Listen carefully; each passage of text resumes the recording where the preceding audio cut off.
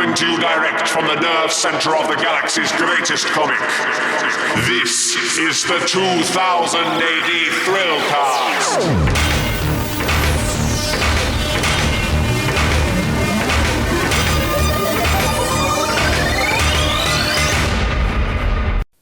Borax and Earthlets, and welcome to the latest episode of the 2000 AD Thrillcast. I am your host, Molch-R. Apologies that we're a week late on this one. The online convention back in March kind of took it out of my batteries. So we are back now with quite a long episode, mainly because what we're going to do over the coming months is put the panels from the 45th anniversary show, and thank you to everybody who tuned in for that, onto the podcast. Because quite a few people asked. I want to be able to listen in the car, and I can't have YouTube running, so we're going to put them on the podcast in addition to our normal content. And on this episode, we have three giants of 2000 AD. We're going to kick off with Garth Ennis, who is the writer behind, obviously, Preacher and The Boys. He did a long spell on Judge Dredd in the 1990s. But Hawk the Slayer is his sequel comic to the, I think I can use the word classic, 1980s low-budget British film. And that's out now with incredible art by Henry Flynn. So I got him on the podcast to talk about writing the sequel to something he fell in love with when he was a child. We also touch on some of the stuff that he's got coming up for 2000 AD. And then we have two interviews from the 45th anniversary online show. First off, we have Pat Mills talking about Sláine with our graphic novel editor, Oliver Pickles. And then we have a nice long interview with John Wagner.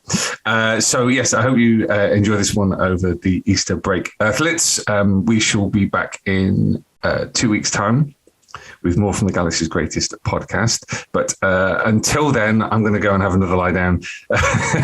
Take care of yourselves. Stay safe. Have a great Easter. And Splundig Verthrig.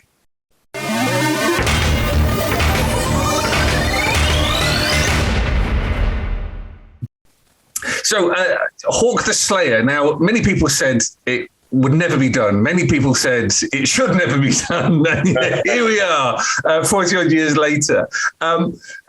Explain yourself, Mr. Ennis. Well, I suppose this is part of that whole other people's opinions thing that I keep hearing I'm supposed to take note of, but how did it happen? It happened, I suppose, because you had one of those happy confluences of events. I've wanted to do it for ages. Jason at Rebellion managed to free up the rights. I think you're talking about a couple of years ago. Was it you who actually told them I had always been a fan? Yeah. Basically, it's my fault, is what you're saying. Well, I thought it would be fun to do it just to see you scrape and struggle and scream trying to promote it. Here's a test of your skills. But after that, it all fell together quite easily. I mean, I think, they wanted to bring out the big guns, which is why you have Henry on the art and you have Greg doing those amazing covers. But it just all worked out well. As for, in a broader sense, why it happened, it's just one of those things that I saw at exactly the right age, that it went in at just the right moment. And it sort of stuck in my mind, and the ideas I had about it stuck in my mind in a way that other things I saw at the time and since just haven't. Well, I mean, let's explore that. What is it about this weird, low-budget 1980s film? I mean, it was very much, to give it its due, it was slightly ahead of its time. It was like the herald, let's say, of the kind of fantasy boom that happened in the 80s. But what was it about it that has made it stick in your mind for so long? I think it's two things, really. First of all, it's very much at the British end of the fantasy boom. So it's got more of British appearance. Things happen in the deep woods. People generally have a sort of a, what would you call it, a sort of English medieval appearance. That's roughly the aesthetic. Certainly the 1980s version of medieval appearance. As opposed to loincloths and the desert and mightily thewed barbarians and so on. And possibly as such, possibly because of this, it feels different to those other films. The characters seem to me to be a good deal more dangerous. They kill at the drop of a hat.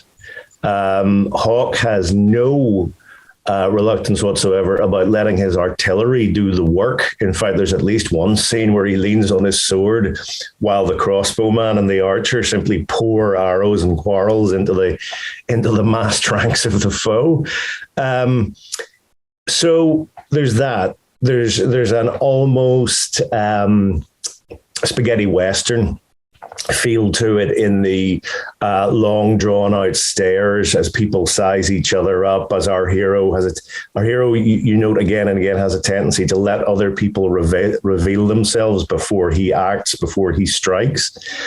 The general sense that these characters are quite formidable, quite dangerous, and more than equal to the task was something that stuck with me. I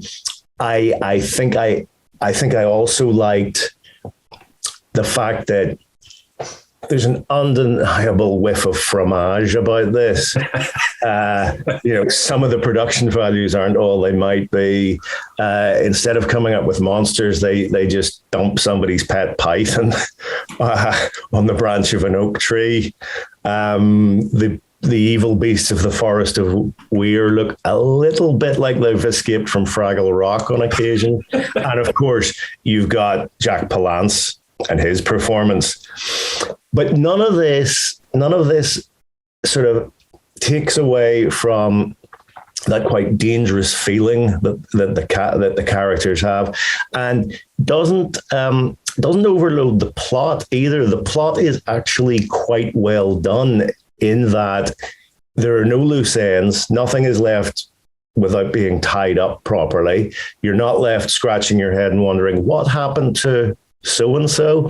And for a kid, a simple plot that goes in a straight line and doesn't leave you feeling cheated, that scores a lot of points. And that, those factors combine, I suppose, to make this thing something that stuck with me. And of course, let's not forget the soundtrack, which sticks in your head in a way that very few do. Yeah. It's been quite a long time since I've watched it, but it always struck me as a film that had these grand ambitions. The practical realities of realizing those ambitions may have fallen short, but nonetheless, you can't hide the fact that those ambitions are there. And do you think, to a certain extent, when you're a kid, your imagination fills in kind of holes and the gap in execution sometimes? Because I think about the films that I liked when I was a kid. I can't stand now because they look shonky and they look, they just don't work. But when you're a kid, your brain is almost hardwired to just enjoy itself, Yes. I mean, when you're a 10 or 11-year-old kid, as I was, you will let the filmmakers away with an awful lot. You really will. If you're engaged in the story and the characters on the level a kid is, you won't mind too much when things get slightly cheesy. I actually saw Hawk the Slayer in a double bill with a film that I think was just called The Laser, and it's about a bloke who, I think it was made in Italy, but got up to look like California.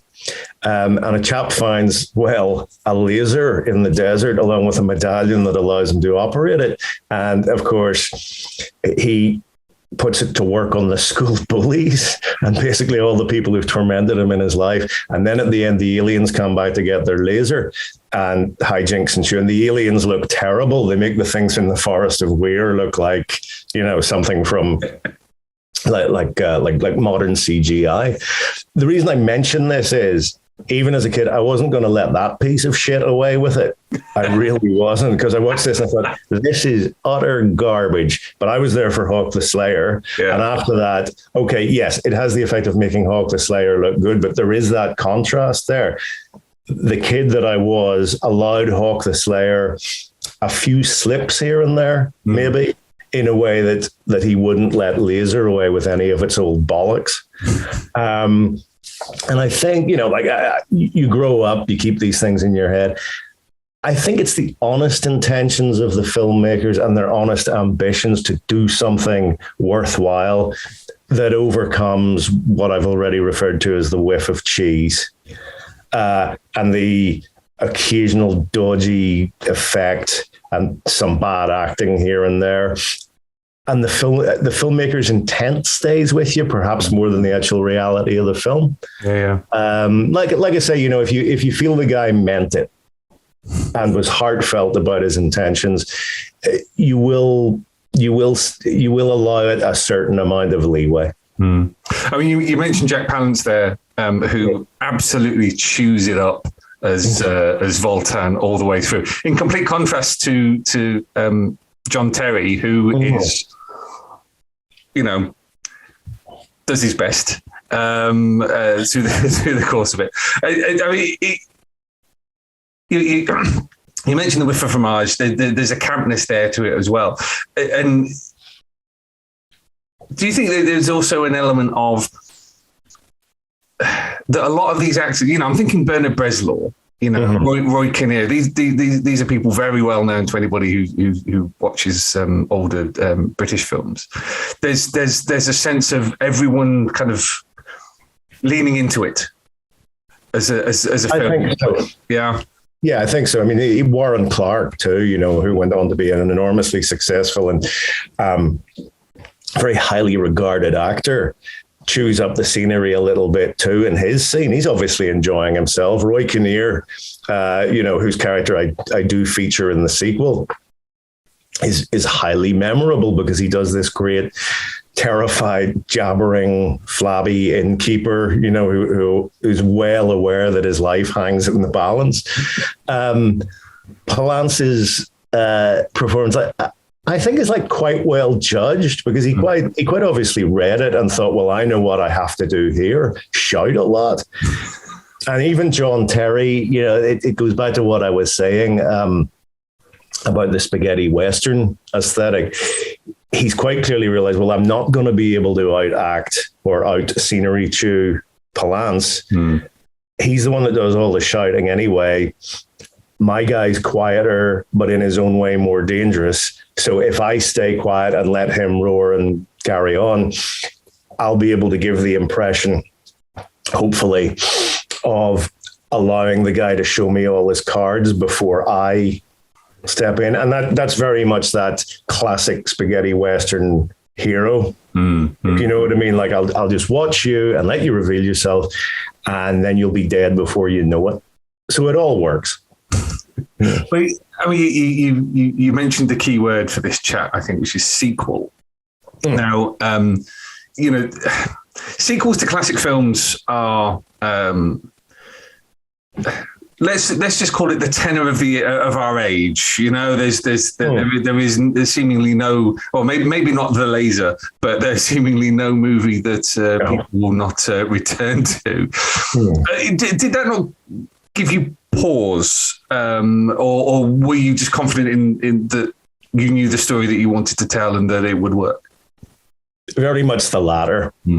I was happy to just jump in with both feet, because when you do something like this that has been sort of percolating for most of your life, so much of it is already locked in there anyway. You have scenes, you have whole sequences, you have characters that you want to see.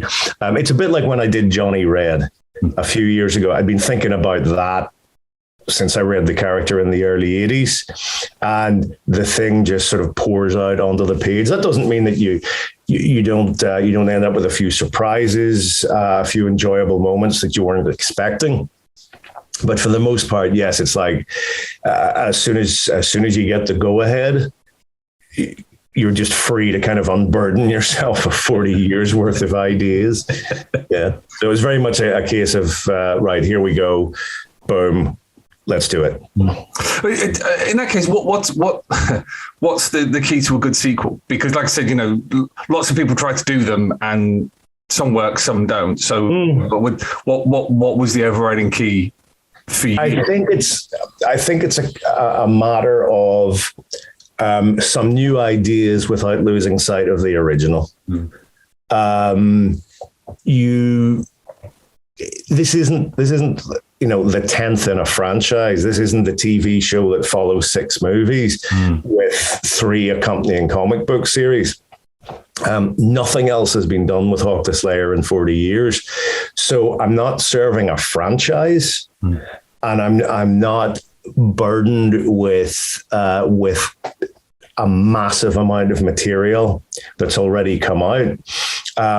What I felt I had to do was to really preserve what I liked about Hawk the Slayer from the original movie, and certainly do some new things with it, create some new characters, give them a new quest to go on. But what I didn't want to do was swamp the original with a complete reimagining. I feel like that's the thing you do when you're 10 movies into the franchise, when it's starting to get a bit stale and you think, God, if we're going to keep throwing this stuff against the wall, people are going to want something they haven't thought of before. Yeah. Like it's time to change it all up. It's time for a reboot. It's time to do an Alan Moore on Swamp Thing because nothing else is working. That's not the case here. What this is a matter of capturing everything you like about the original without losing sight of it, without, as an example, increasing the cast tenfold or moving it to the other side of the world or updating it into a science fiction adventure or having Hawk show up in contemporary London and how does he get back? None of that. This should be what was charming about Hawk the Slayer in the first place and really not much more. What was the effect of was there an effect of the original movie on the way that you have come to tell stories? I'm curious about the long-term effect of this cheesy fantasy flick. Yeah, I don't think it's so much a question of the effect of that movie on the way I tell most stories. It's possibly just that that movie referenced things like spaghetti westerns and like the work of, say, Tolkien and so on, in a way that I recognized. So in a way, those influences I'd already picked up before I saw that movie. In terms of sword and sorcery and in terms of that genre, it's not one that I have a great deal of affection for. Like I say, I like The Hobbit. I'm fond of Lord of the Rings. I like the original Sláine back in the sort of black and white era. But beyond that, nowadays, as soon as the swords and the dragons and the knights in armor and the wizards zapping people come out, I tend to switch off in the same way that my natural antipathy towards a lot of science fiction kicks in before I can get too far down that particular road. So I would say this is any sort of storytelling techniques that I've drawn on to do the Hawk the Slayer comic are really unique to that project, and not part of some overall tendency of mine when it comes to crafting stories. Well, that's what was interesting about the reaction when we announced that you're doing Hawk the Slayer. Because lots of people know you from Preacher and The Boys and Punisher and things like that. So fantasy, I think for a lot of people, seemed like a very odd fit. Particularly a fantasy film that riffs off the classics like Tolkien and things like that. I mean, was there any trepidation on your part about this isn't necessarily, this is a genre that can, I guess, like most genres, very easily slip into cliche. Yes. And that's what I mean about, not getting, most of the time, not getting very far down the road with this sort of stuff. When it comes to the announcement for Hawk the Slayer, I mean, what I was essentially expecting was a mixture of from people who hadn't heard of it, and perhaps some confusion from people who had and didn't like it. But what I was really anticipating, what I was hoping for, were people who would accept it in the spirit intended, which is essentially, oh yeah, we know that one, and it's a lot of fun, and it's fun sometimes because it doesn't mean to be, and other times because it does mean to be, and we know that there's a hint of a knowing wink going on here. After all, we've all seen Spaced, where Hawk the Slayer gets a mention or two, and many, for a lot of people, that might be a perfect summation of the way they enjoy the story, of the way they've always enjoyed the film, remembering it fondly, not being too worried, not being ready to go to war on its behalf, but at the same time being fond enough of it to want to revisit it. That's pretty much what I was hoping for. I think that's more or less what we've gotten. I think people may have found that I've treated it with a little bit more respect than they themselves were expecting. But that's all to the good. Well, I mean, that was one of the reactions was, so everyone's going to be disemboweled and various awful things will happen to them. It is a little bit more respectful than that. Yeah, I think you have to ask the question there, given that could be done with anything, with any old property, what is it about this one? And hopefully they'll understand my affection for it when they read it. I mean, ultimately, that's the thing with deconstruction, is that unless it comes, if you look at the stuff that Alan Moore did with, Miracle Man, Marvel Man, Miracle Man, Watchmen, in order to deconstruct something, you've got to understand it in the first place. In order to understand it, you actually, by and large, you do have to have quite an affection for it in the first place. Oh, I think so. To have invested that amount of time and effort understanding it. Yeah. Yeah, I think that's absolutely right. Again, it goes back to why this one in particular. What was it about this one that stuck with you while everything else fell by the wayside? Alan obviously took the things he did to stratospheric heights. That's obviously not where I'm going. But again, that would be for 10 movies down the line from now, the way I described. So, I mean, let's just, without necessarily going to spoilers, let's just visit the plot of your sequel, because what I love is that at the beginning of the first issue, you've got an 8-page, you've compressed the movie down to 8 pages just to get everybody up to speed. Yeah. And then you launch straight into it. How much is this plot, riffing off the plot of the original? I should say that the 8-page recap, that was actually editor Keith Richardson's idea, I think, for exactly that purpose, to bring people up to speed. And it was written I think quite a while after I wrote the 5 scripts. But anyway, the new story picks up on the pretty obvious plot elements that the movie finished with. Voltan is dead, yet not dead. He's being spirited away by the creepy looking bugger, the Black Wizard. Hawk and Gort know that there is still trouble afoot, so they go hunting for that. it was Keith again who, when we were talking about the movie, pointed out that the famous holy fortress of Danesford isn't really all that holy. It's a gloomy dungeon of a place with skulls on the walls and so on. You think about some of that early Christian iconography isn't far off corpse worship to begin with, and the holy fortress certainly piles that on. So that got me thinking too about the fortress itself and what might be contained within it. But beyond that, it was really just a case of picking things up, let's say a year or 2 years on. Hawke and Gort are on their separate sort of journeys of investigation. Voltan is cooking away somewhere in the background.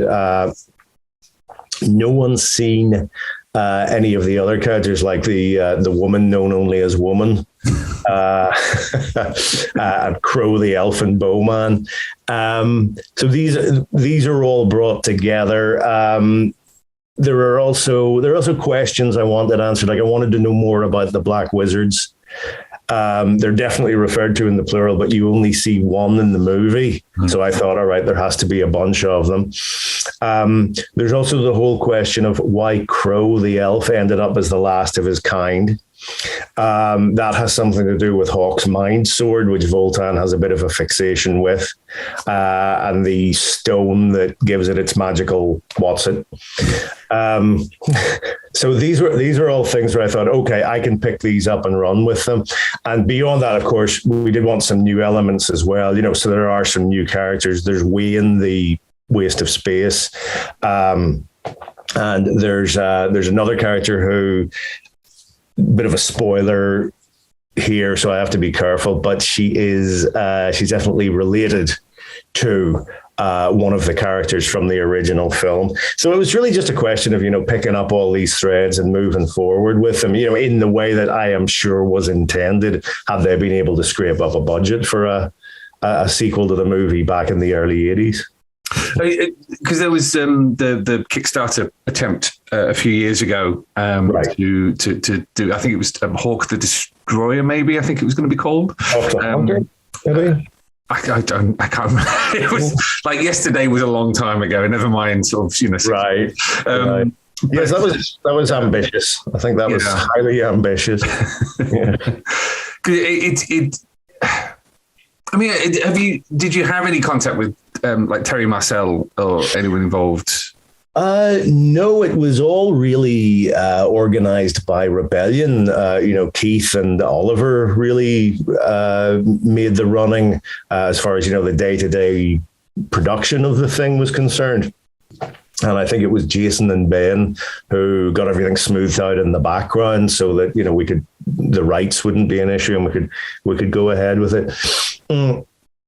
But as far as I know, Terry Marcel is pretty pleased with it, but I've had no actual contact with him, Oh, you've mentioned one person there who would have made me think, if I was in your position, would have made me think twice about doing a sequel to one of his favorite movies, with Jason Kingsley, who has spent, not being rude here, has spent a lot of his time over the following 40 years reliving Hawke in various guises, as a knight and a jouster and whatnot. Like I said, that would have made me that would have made me nervous that you have got a real Uber fan there who's in charge. Yes. Well, someone always is. Jason and I spoke quite briefly, actually, back at the start of all this. It was a sort of, there was a phone call. Several people were on it, but I just ran my idea past Jason. And I think it was when I mentioned a scene in the last episode that would really resolve everything involving what we'll call clever use of mind sword. That was the point when Jason actually said, right, I want this to happen. And it just went from there, really. Yeah. I still remember he he got hold of the Mind Sword, the original, Right. Because we got a whatever you call it, the one of those studios where you can do a 360 scan of a physical object. Oh yeah, right. To recreate it. He brought it down the end of the office. And the thing is, I hadn't thought about Hawk the Slayer in 25 years or something ridiculous like that. And so he just came down and went, look. And there's this awful, awkward moment. And I was like, I have no, what it, I mean, it doesn't look like like one of these nice medieval replicas. Right. I have no idea what this thing is. I was like, oh, okay, yes, it's amazing, boss. Yeah. Well, little did you know what a vital part it would play in your future. Let's talk about Henry's artwork for this, because I know there was some Henry's really solidified himself over the last 10 years as, and I don't think I'm exaggerating here, as one of the Judge Dredd artists. Yeah. I mean, certainly one of the key artists of the last 20 years. Mm-hmm. I would put him in the pantheon alongside all the greats. Very definitely. Yeah. Yeah. So I think there was a bit of consternation when he suddenly disappeared from the prog. Yeah. And I handed Proteus Vexo that he was doing with Michael Carroll over to Jake Lynch and whatnot. But give me your reaction when you started seeing when you saw his artwork on the series. Oh, absolute delight. Yeah. I mean, to me, there's a richness to his work on Hawk. It's not the sort of almost claustrophobic sci-fi feel of his Dredd work, which I do love. I mean, I think Henry's one of those really important Dredd artists that moved the overall aesthetic back from the Bolland tendency more towards the McMahon. If you think also about people like, I think it was Jason Brashill and Jim Murray, who about 20 plus years ago began turning in Dredd stuff where you couldn't see the cleaner Bolland stuff and you were obviously seeing a McMahon influence. But yes, the stuff he's doing on Hawk, it's more open, it's brighter, it's got a really lush feel to it. This is probably a bad metaphor, but what drifted into my head was being in a sticky bun shop and being confronted by a huge array of eclairs and donuts and pastries and glazed wonders and having them all at once. Just like walking out with a huge sack of goodies and feeling as if, well, yes, getting the sense from the art that you can have your cake and eat it too. Really, it's wonderful. I can't think of anything else quite like it. I can't think of anything else that really shares that look. When you look at Greg's covers, they're fantastic. They've got that movie poster feel to them, which is, of course, exactly what they should have. But in a sense, they are a little more conventional and a little more what might be expected of a fantasy book than Henry's art, which is like nothing you've ever seen before, nothing you've experienced before, even from him. And in a way, that's how it should be, because the covers should hook the audience in, and then the interior art will just simply absorb them and sweep them along. If you think a project like this, if it had been done even 25 years ago, it would have been fully painted. There would absolutely have been no question that this would have been a fully painted, lush fantasy epic.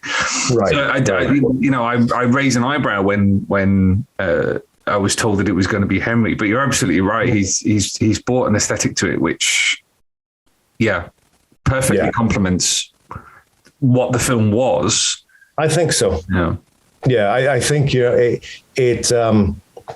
As I said, that people might be surprised that I've perhaps treated it with a little more respect than they expected. Well, so has Henry by a factor of about 1,000.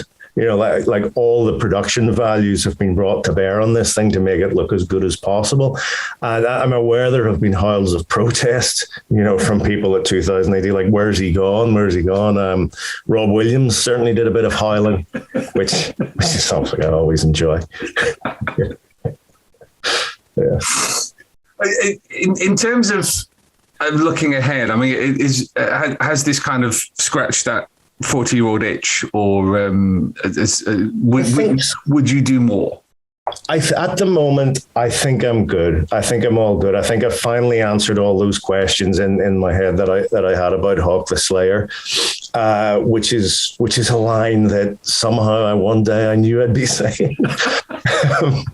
But at the moment, I'm sort of between projects. I have two very big projects that I'll be starting on really in the second half of this year.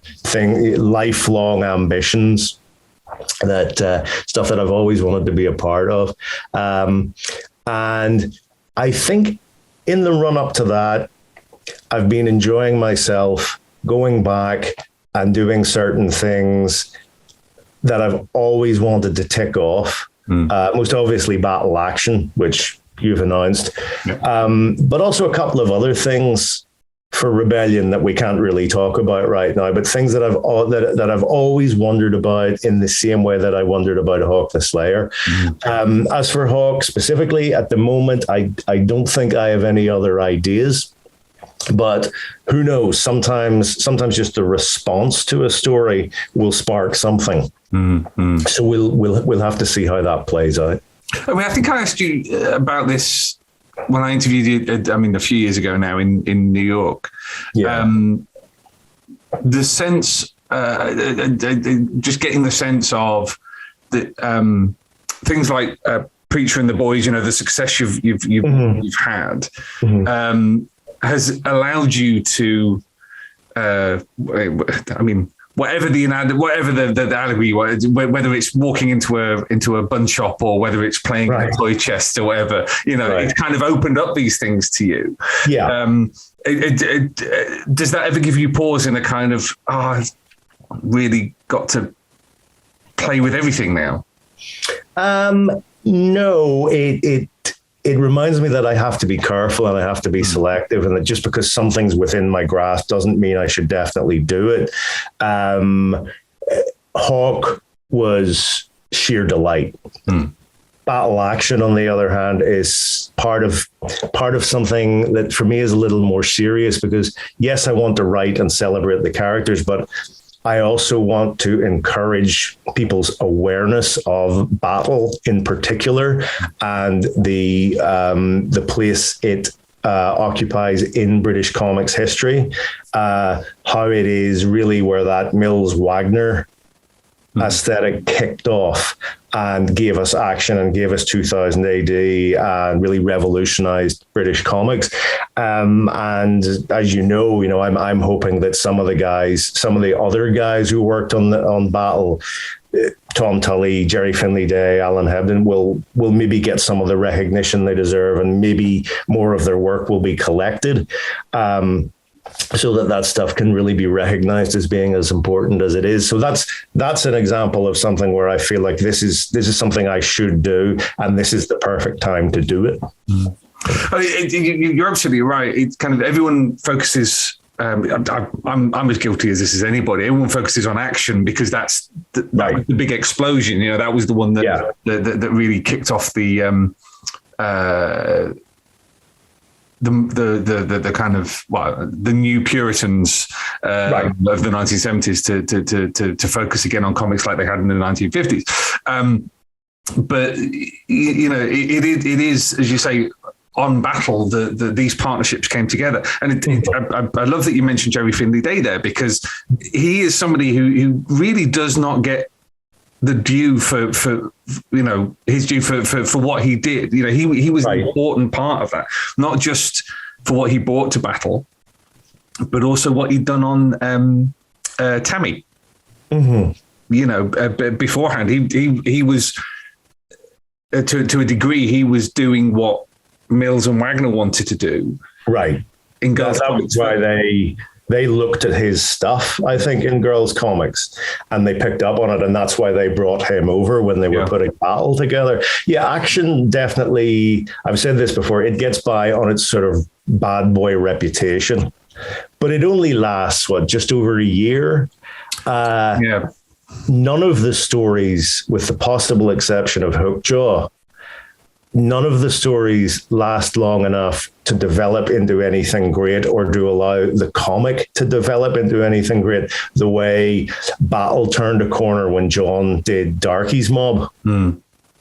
That set up opportunities to do things like Johnny Red, which in itself provides the artist, at least for Charlie's War. And at that point, Battle has justified itself 100 times over. It lasts longer. It allows a degree of development that you don't really see elsewhere. The thing is that in just the same way that Action is remembered because of the controversy you described, of course, 2000 AD eclipses them all. Because of the sheer degree of talent and creativity in it. And what that means is that Battle is left in a distant third place. Whereas I think it deserves a great deal more credit, a great deal more recognition. In that sense, you could almost call Action a wrong turn. That doesn't mean, of course, that when we do the Battle Action book, people will be able to see that the characters from Action will be celebrated. There is actually a Kids Rule OK strip in Battle Action that Kev O'Neill has drawn, and that's the story about the story. That's the direct commentary on the Action controversy within the Battle Action special. No, having seen the pages, they are quite spectacular. So looking forward to seeing that. We will talk about Battle Action at a later date when we're nearer the launch for that. But I find it interesting that you're getting to visit this stuff, to revisit this stuff, to put your own mark on it, and because I guess what you've touched on there is there is an element of nostalgia there, but also it's going, yes, but look, look and understand why people talk about this stuff. It's not just nostalgia.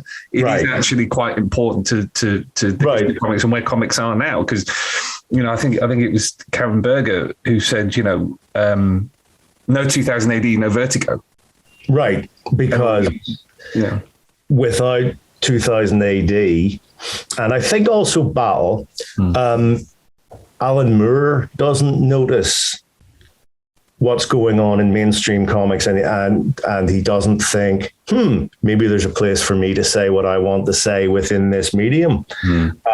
Or maybe he does, but certainly 2000 AD wouldn't have been there to provide that for him. And that's incredibly important, because if Alan, who's an enormously creative person, had perhaps gone and been a poet or a musician or a novelist or something like that, that's a whole slew of comics history that never actually happens. And that's the vital importance of that revolution that begins with Battle. It's funny, you mentioned when we talked before on the podcast, and I think that was 2015. Jeez. And I remember you asked me in that about whether I read 2000 AD anymore, and I had to say that beyond John's work on Straunt and Dredd and the collections, I don't. But just recently, as part of what I'm up to at the moment, I have looked at some 2000 AD and magazine stuff, and while I have to say that yes, I don't get very far with it before my antipathy to the genres it represents kicks in. I have seen some great stuff, by just actually sitting down and taking the time. I mean, Dan Abnett's Lawless story is great. I'm sure Rebellion have figured out that they never, ever want to let him go. And, I've enjoyed Rob's work on Dredd. Damn, I just said that publicly. Oh, well, too late. Can't take it back now. I'm not editing it now. Yeah, I know. So, it's been nice to revisit 2000 AD and maybe see a couple of creative opportunities for small things that I might do myself. Brilliant.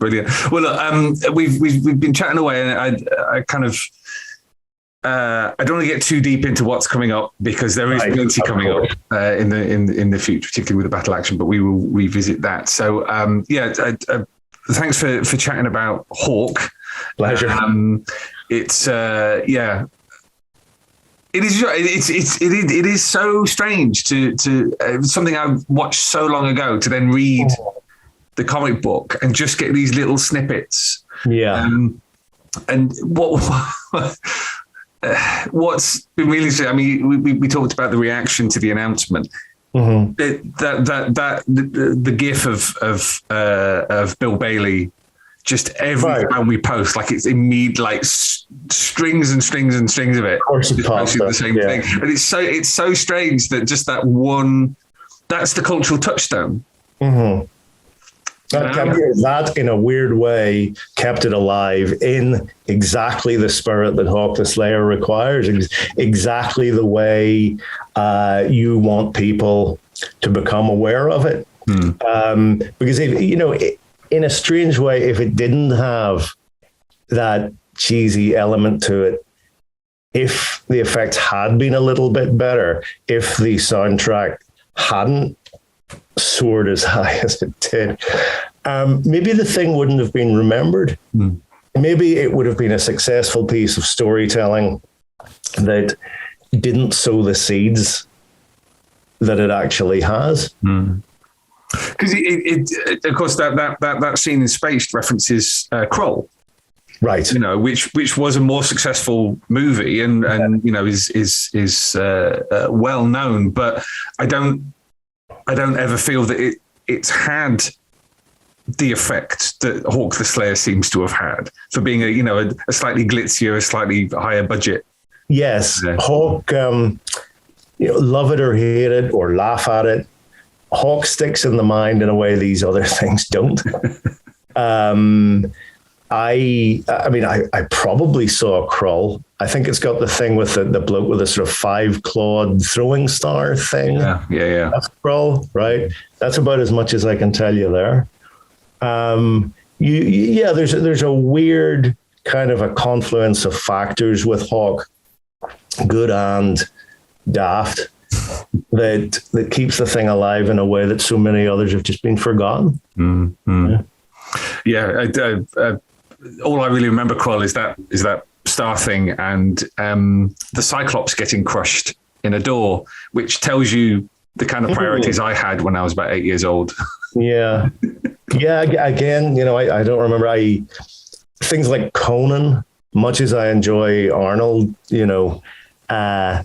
at his 80s best, they don't really stay with me. I think I don't appreciate those. I've never really been a Conan fan because it's so po-faced. It takes itself so terribly, terribly seriously, which perhaps in Sword and Sorcery, that's just a bad idea to begin with. I mean, that brings us round to the beginning of our conversation. You mentioned it's a cheesy film, and perhaps that's the key. It's not necessarily flashy special effects or kind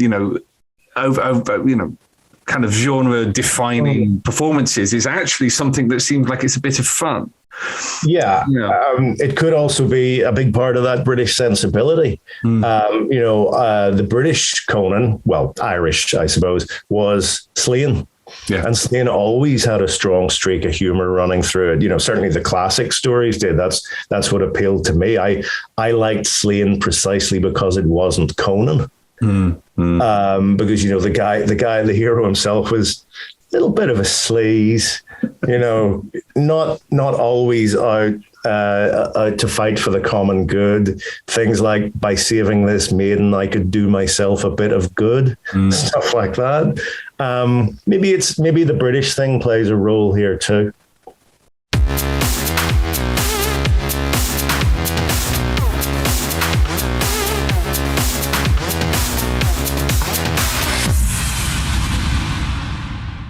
I am here with Pat Mills, the co-creator of Sláine, the first editor of 2000 AD, creator of many other characters on 2000 AD, Nemesis the Warlock, plenty of others. I'm sorry, I've just blanked on half the things you've done. Flesh, or a lot. 45 years of characters just on 2000 AD. Never mind the non-2000 AD works you've created like Martial Law, Metalzoic, a curiosity there. But we're here to talk about Sláine today, or Sláine. I apologise for jumping between the two. I will try and say Sláine. I really will. How do you pronounce it? Well, I started off calling it Sláine because I didn't really think about the accent, and it was only after, I don't know, quite a few years actually that I got around to asking my Irish relatives, and I said, "What does that accent do?" And then they said various versions of Sláine or whatever. But of course, I'm also guided by the Penguin drama, audio drama of The Horned God. And I sort of raised that with them. And they said, and I think they're probably right, that because it's generally known as Sláine, that that's the version that they've gone for. I guess when you start out, you don't realize. You think it has potential, but you don't really know that one day it's going to, it could end up as an audio play or any number of things.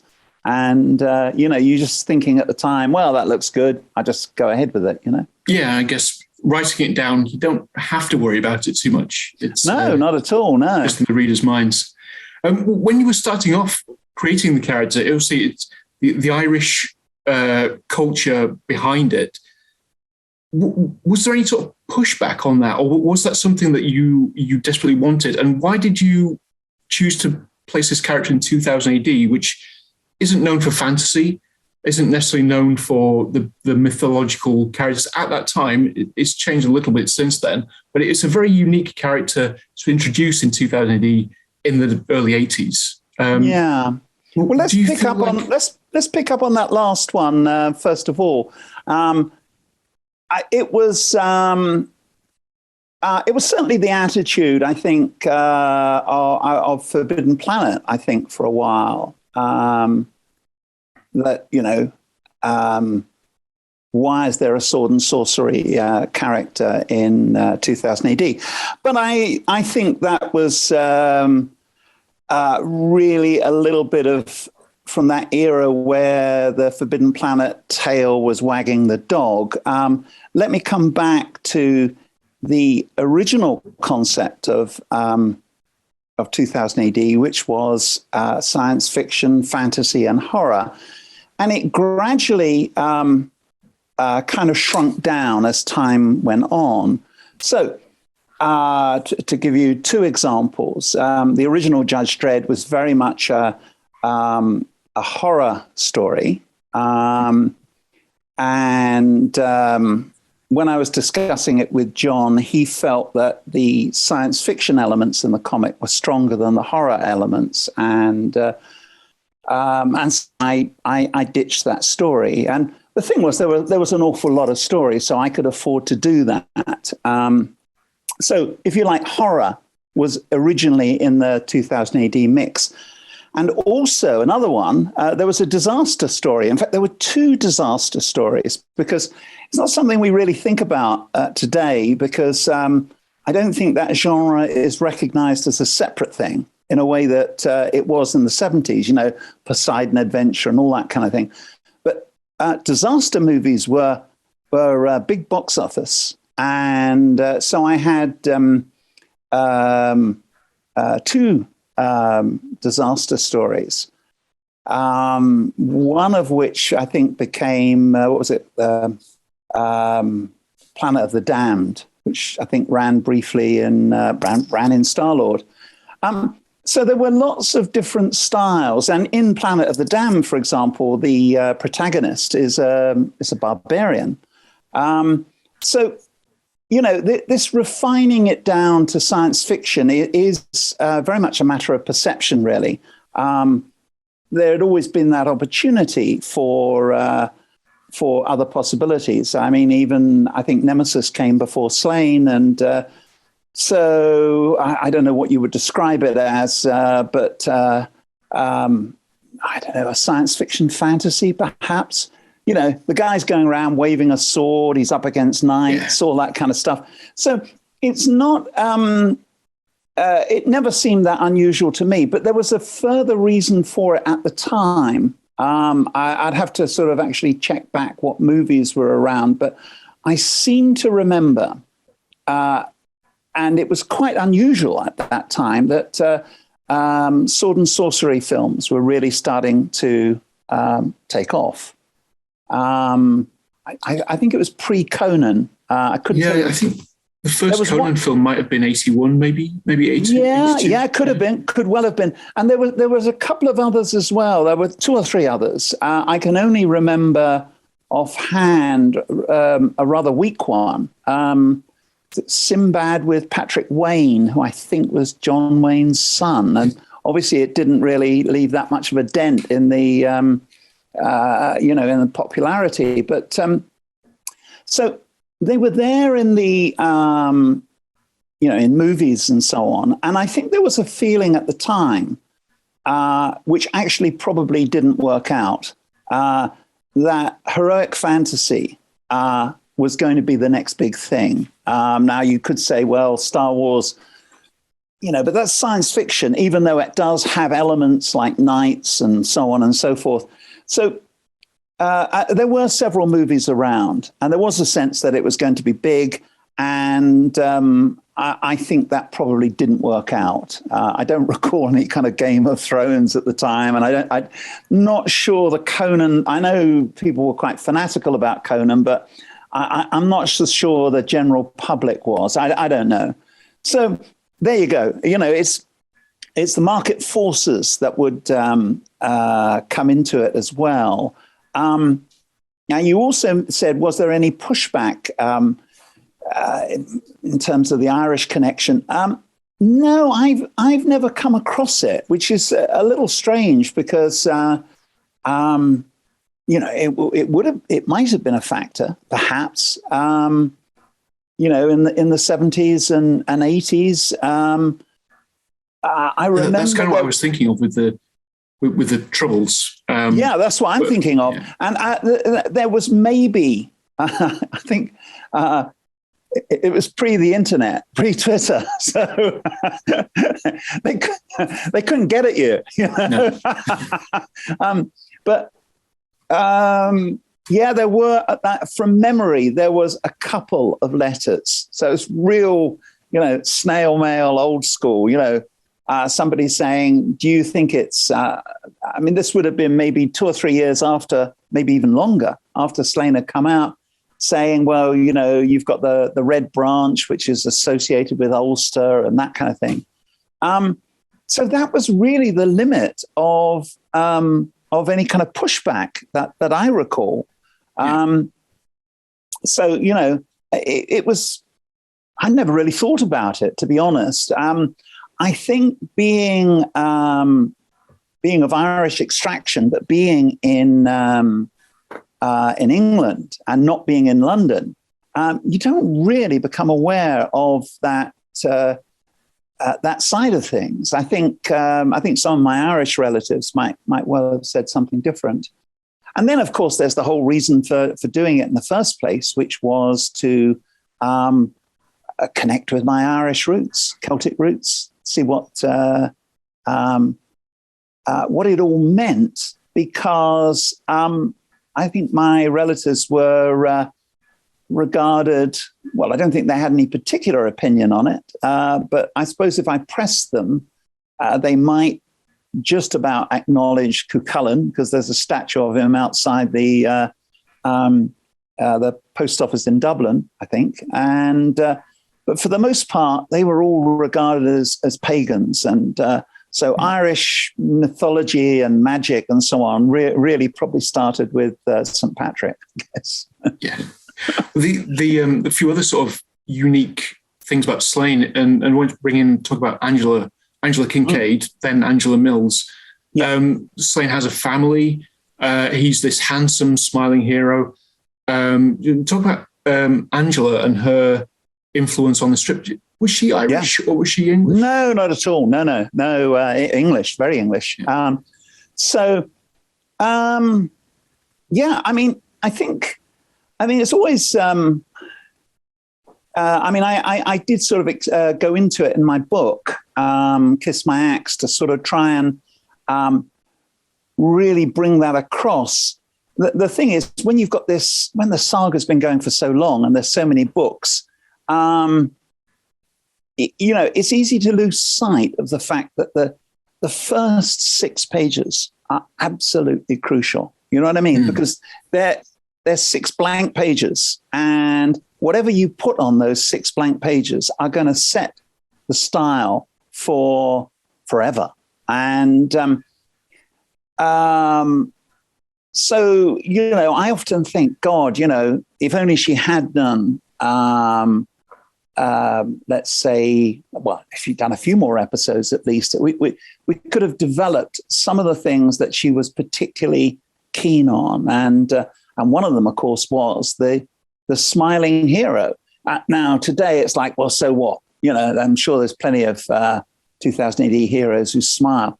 But it wasn't at the time. I know that sounds really bizarre.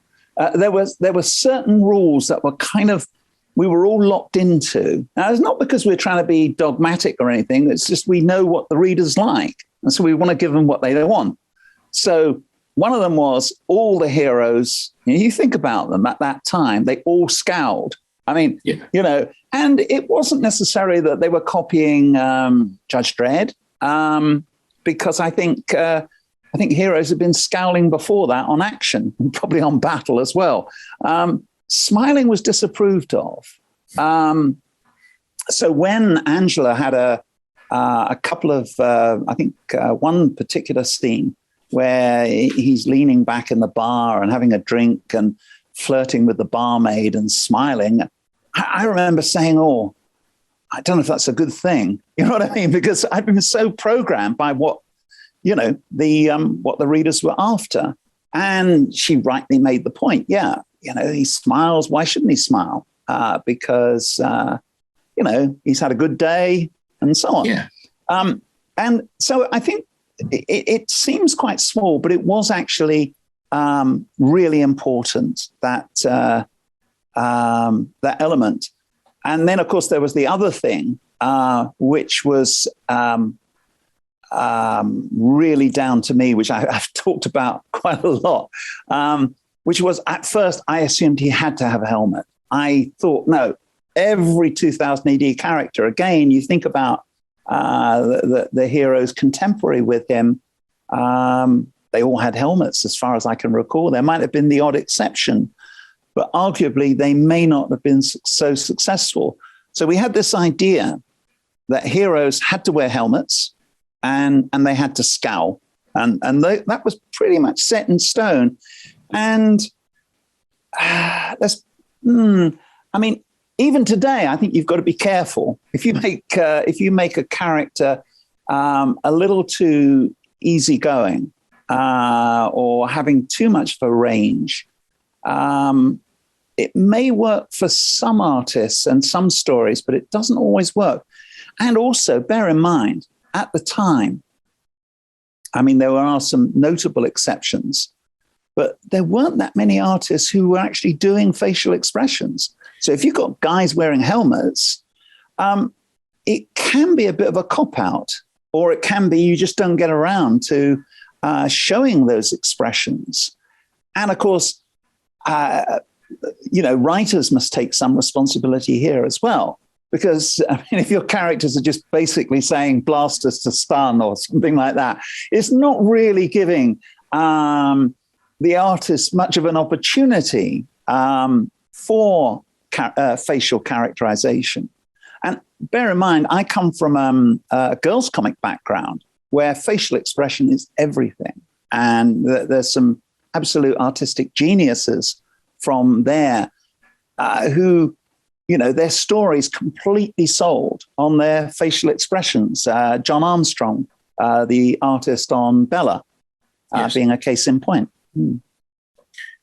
You talked about if Angela had gone on to do more episodes, and in your book you mention that one of your small regrets is the death of Slaine's father. on the Bride of Crom storyline. In fact, it was over so quickly, and he didn't really react.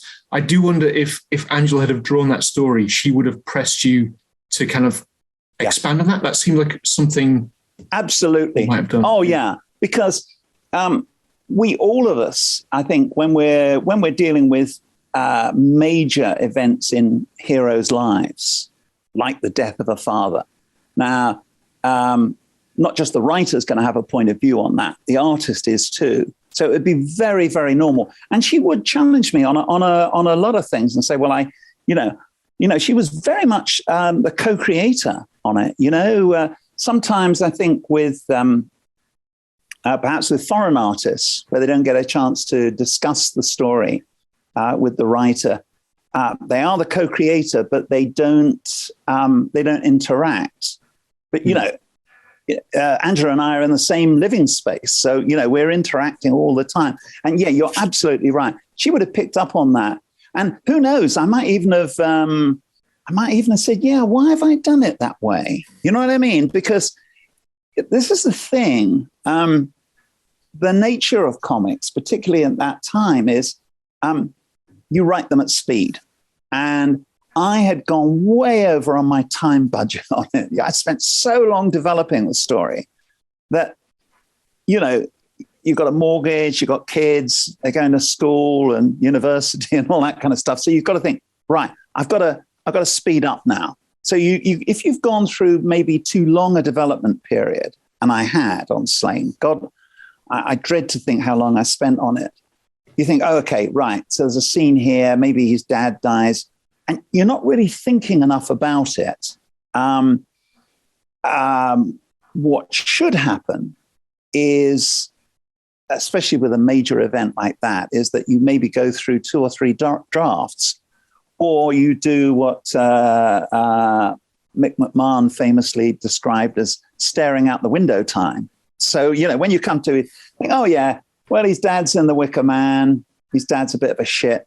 Well, let's just kill him off. I think that's roughly how the process went. And also thinking, how do I feel about him? And not much, very shut down.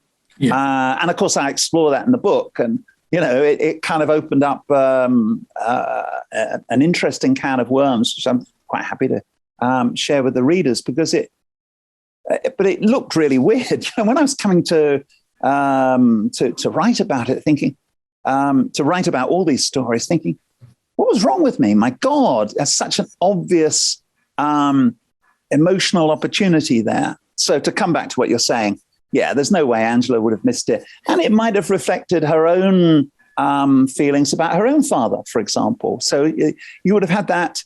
It always comes into it. It's not just the province of the writer. The artist is very much part of the equation. Yeah. Just sort of jumping ahead a little bit, but I will come back to the intervening artists. Did you know at that point you were going to introduce Sláine's own son in The King? So he himself had been an absent father to Kai's younger years, or was that something that came later? I think that was pretty much on the cards from the beginning, because it was drawing on the legend of Deirdre, who's locked away. So that the king's got her all to himself until she's of a legal age for them to consummate their relationship. And I think I must have thought to myself, well, if Sláine's broken that rule and has been involved in a relationship with her, it's very likely that she would be pregnant and therefore there would be a son. And so it was a little hazy in my mind, but it was always there, that possibility. Yeah. Yeah. Because it's another aspect that sets the character apart from other 2000 AD characters. He is someone who's had relationships. He's had a sex life. That's not something that really goes into 2000 AD very often. But it's that's true. I also did it in Charlie's War, where he got married. I think some members of his family died in the influenza pandemic in 1918, 1919. And of course, he had has a son called Charlie again. And, I think when I was writing that, in the back of my mind, I was thinking, if I can get enough material to make World War II work, then I'll carry it on, Charlie's War into World War II. But I mean, it's going off on a tangent here, but just briefly, I just couldn't find the material I wanted cheaply enough and effectively enough to carry it on. Coming back to Sláine, I mean, I think that applies to some extent to many of my characters because, of course, Nemesis got married and she has a rival and they have a son, Thoth. So, yeah, it generally doesn't happen in British comics. And maybe one of the reasons is because if the stories are weekly, you've got to get through material really quickly to make the story satisfying. So you don't always necessarily make long-term plans. I do, but I think it's quite understandable that not every creator would do that. Yeah. Without going into your private life too much, were you a father at that point, or were you? Oh, yeah. Later? Yeah. No. I don't mind talking about it at all. I think, the chances are the majority of writers and artists, were probably, parents at probably a relatively early point in their career, let's say 70s or 80s or whatever. And I remember Glenn Fabry saying to me when I had a Sláine at the Colchester story where Boudica massacres men, women, and children, which she did, that he is part of that, and he took exception to that at the time, and I actually think he was right. But that's in retrospect. Whereas in retrospect, he thinks, oh, maybe it didn't matter. He felt differently about it. We all look back on these things from different vantage points. And he was saying that at that time, he was a new father. So it resonated with him. And he was thinking, oh, I'm not very comfortable with this, which is totally understandable. And again, I said in my book that if I thought about it more, and again, it comes down to staring out the window. I'd have thought, is there a way whereby Sláine can be still at this awful massacre of civilians and not take part in it? And I actually worked out a way. But it took me about an hour. You know what I mean? I was just, because the last thing you want to do is have a cop out here. I mean, the readers would kill me if I did, because they'd say, well, he's a mad, spiky haired Celt. And the Romans have really pissed them off. And, they have different moral standards to today. But I at the time, again, it's speed writing. I would have said, okay, well, I can't see what he can do here, so he's just going to have to do it. Whereas in retrospect, I would say, you think about this a bit more. And, there's that kind of golden rule in writing, isn't there? Every problem is an opportunity. So rather than ducking it, like with the other example, you really think about it, and suddenly the story is actually richer, because it's answering those doubts in the readers' minds where they're thinking, well, I'm not that comfortable about it, but it's just a story and he's a mad Celt anyway, So these days, I'm much more attentive to those kind of warning bells that you hear. I think when you're writing at speed, you can't hear don't hear the warning bells. You just got to ignore them because you've got to think, I've got to get this story out, you know? Yeah. Talk about Glenn, going back to Angela, there's a line going from Angela to Glenn for sure, and passing through Ballard and Ellie. The odd one out there is Mick McMahon, who stylistically stands out. How do you square that circle in terms of you in previous like Judge Dredd epics, you would have Brian Bolland and you would have Mick McMahon, and they would work together. Yeah. And I think the first sort of year of Sláine, that it is one long story of the end of the first episode, end of Angela's episode. He gets the news that he's got to go back to his tribe. He feels the need to take over, to grow up, to take control and be responsible. And the first storyline is him traveling back. And so it is, essentially one long epic road journey back to the tribe. Before you get to Sláine the King with Glenn Fabry. Do you feel like the Mick McMahon episodes are fantastically well drawn, but they don't quite fit with what the style of the series is? I don't know how you feel about that. Yeah, I mean, it's again, it's a complex. I hadn't realized how complicated that period was. So when I came to write about it in my book originally, I had a kind of what you might call condensed version of events because I just vaguely remembered it from I sat down to write it. And then I realized, actually, that's not quite true. So then I wrote a second draft. And with other aspects, it's quite complex what was going down. And eventually I wrote about, 3 drafts of that whole era to make sense of, to understand, because memory you can just say, oh, well, that didn't work out and we tried that. And, it's all summarized and memory is condensed. But finally, I realized I was actually not angry with Mick, but angry with other people involved with that era, because I felt that Angela had been really badly let down. And I suppose, played a role in that because I should have seen it more clearly and perhaps been more protective.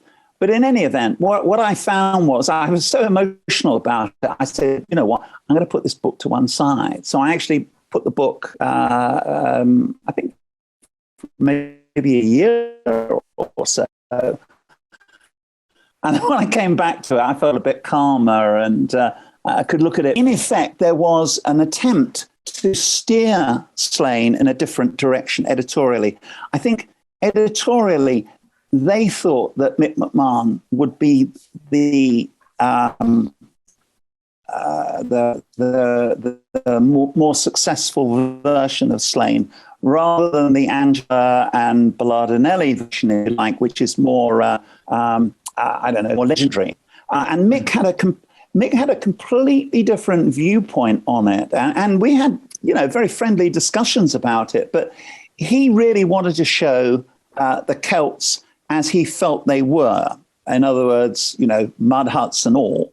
And I felt differently about this for 2 reasons. One, I felt that I wanted them to feature the way they imagine themselves in their legends, where they're riding around in fantastic chariots. And I mean, they're more, they're more grandiose than any Vikings.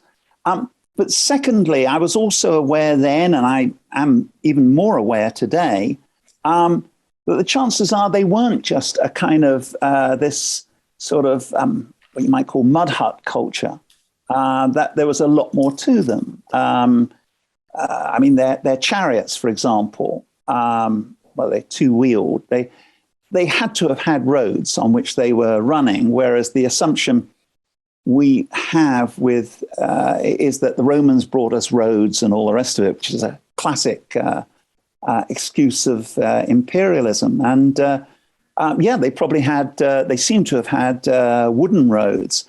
So there was that difference of opinion, which I didn't really mind to that degree. In other words, if an artist feels a little bit differently to me, that's okay.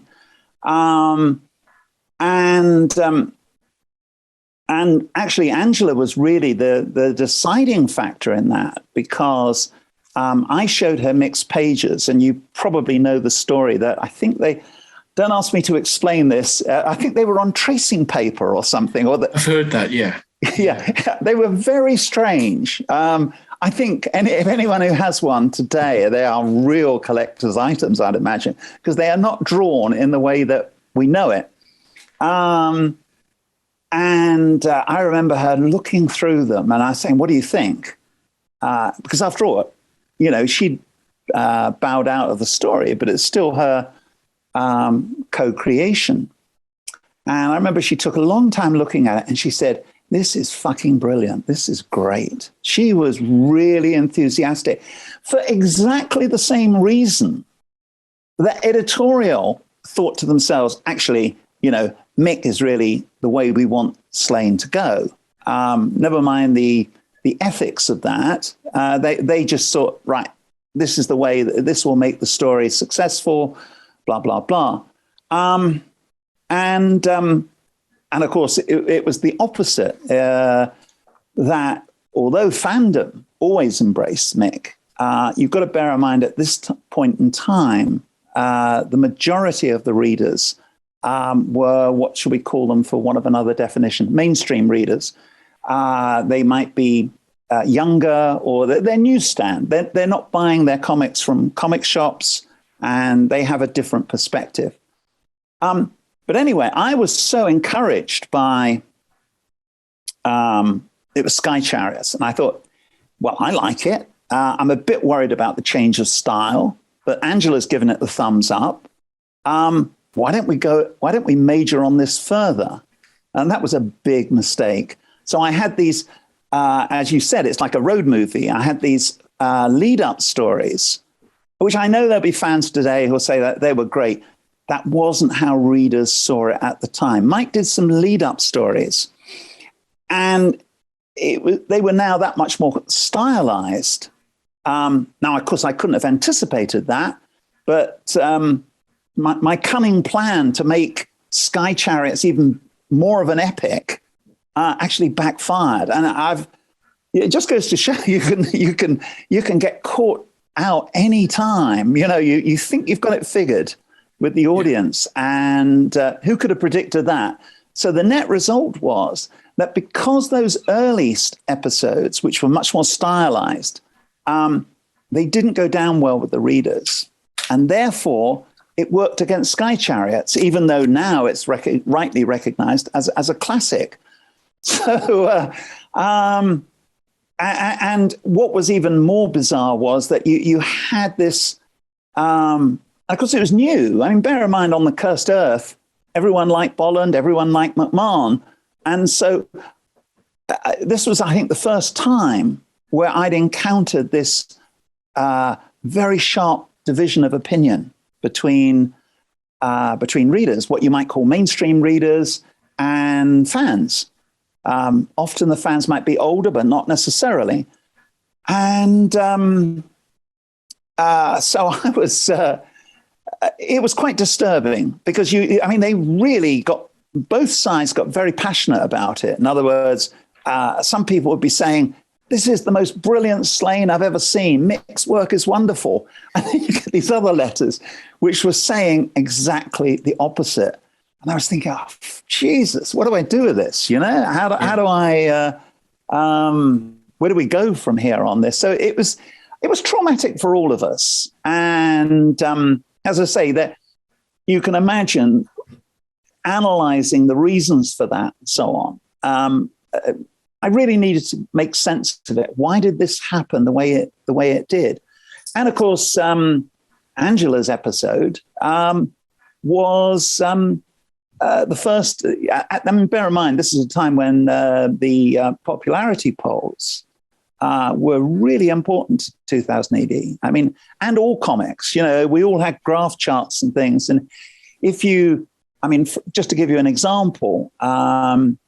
we had Kevin and I did a Nemesis story, and we had Great Uncle Baal, who instead of Nemesis battling with Torquemada, he's hanging around, as some of the readers saw it, chatting to his great uncle. And the voting, they penalized us. No, they didn't like that. And they rang us up, both of us, and said, no, that one didn't go down well. So you were, vote charts were really important. And I think rightly so. I think you can get a little too, obviously the days of what's your favorite story, vote for it, they've gone. But it was a very accurate way of knowing how things worked. Not to my surprise, but I think to others' surprise, Angela's story beat Judge Dredd. And I was thrilled, but I wasn't surprised because I just felt that what she was doing was going to resonate with what I would call mainstream readers. It might not resonate with, more purist fans, but they, at that point in time, were the minority of readers, a very vocal minority, but they weren't the majority. Yeah, the shift, it does split people, but I think. You sort of I think you used the term reboot in your book when you talk about taking a short break between Dragon Heist and Time Killer, where you sort of get two artists, David Pugh and Glenn Fabry, onto the Time Killer epic and into Tomb of Terror. That both those seem to follow in the Angela Kincaid mold, rather than and I don't think. The Mick McMahon era hasn't been reproduced because no one dares try it. And I think it's an element of fear that you can't possibly get close to it. Well, there was one exception, and you'll probably be able to check this. But I did steer him away from it, and that was Simon Davis. I think if you look at, he did an early pin-up of Sláine before he actually really embarked on the saga. And I think it was published in 2000 AD. And it showed a very strong McMahon influence. And I remember saying to him, no, please, for God's sake, don't do that. Thinking, because if you think about it, this all took place a long, long time ago. But for a lot of readers, it still presses emotional buttons. So just thinking, no, I don't want a rerun of all the problems of the past. I think I remember Simon Davis's walk spasm being very spiky, which wasn't something that had really happened much before. And that has a slight, because it's in color.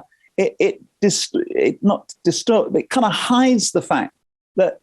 Actually, in retrospect, it probably has a McMahon influence, although Mick's warp spasm was very, I can only remember seeing it,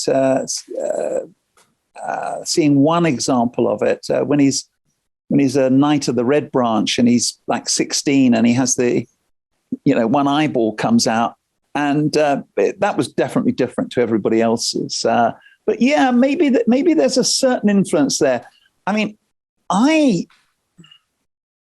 thought Simon's warp spasms were really going to places no one else had gone before. And I don't know how, it's almost like you've got to look at them after maybe another 5 years to say, how does that all sit in the whole, canon of Sláine's warp spasms? They certainly took me by surprise at the time. And, full marks to Simon for originality. And also, it's pretty hard to criticize them. What do you say? Do you think you could tone that bit down, Simon, or whatever? I went by my first reaction, which was, "Oh my God, what is that?" And I saw that as a positive thing. It's all murky territory because supposing this is a new story appealing, let's say, to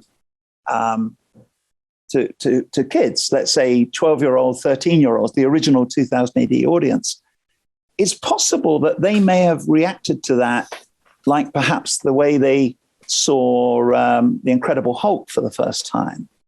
But if your audience, as we know, is more likely to be in their 40s or older, and they've got fond memories of Bellardinelli's warp spasm, which was also pretty bloody weird, but kind of cozy and familiar, because it's Massimo, and we know he does stuff like that. Or say Simon Bisley's Conan-esque warp spasm.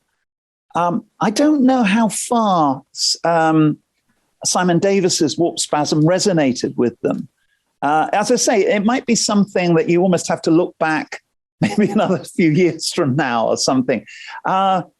It's not something that's ever come up in amongst, they've never talked about it, which I suppose maybe wrongly I see as a bad sign. In other words, well, why aren't you raving about it?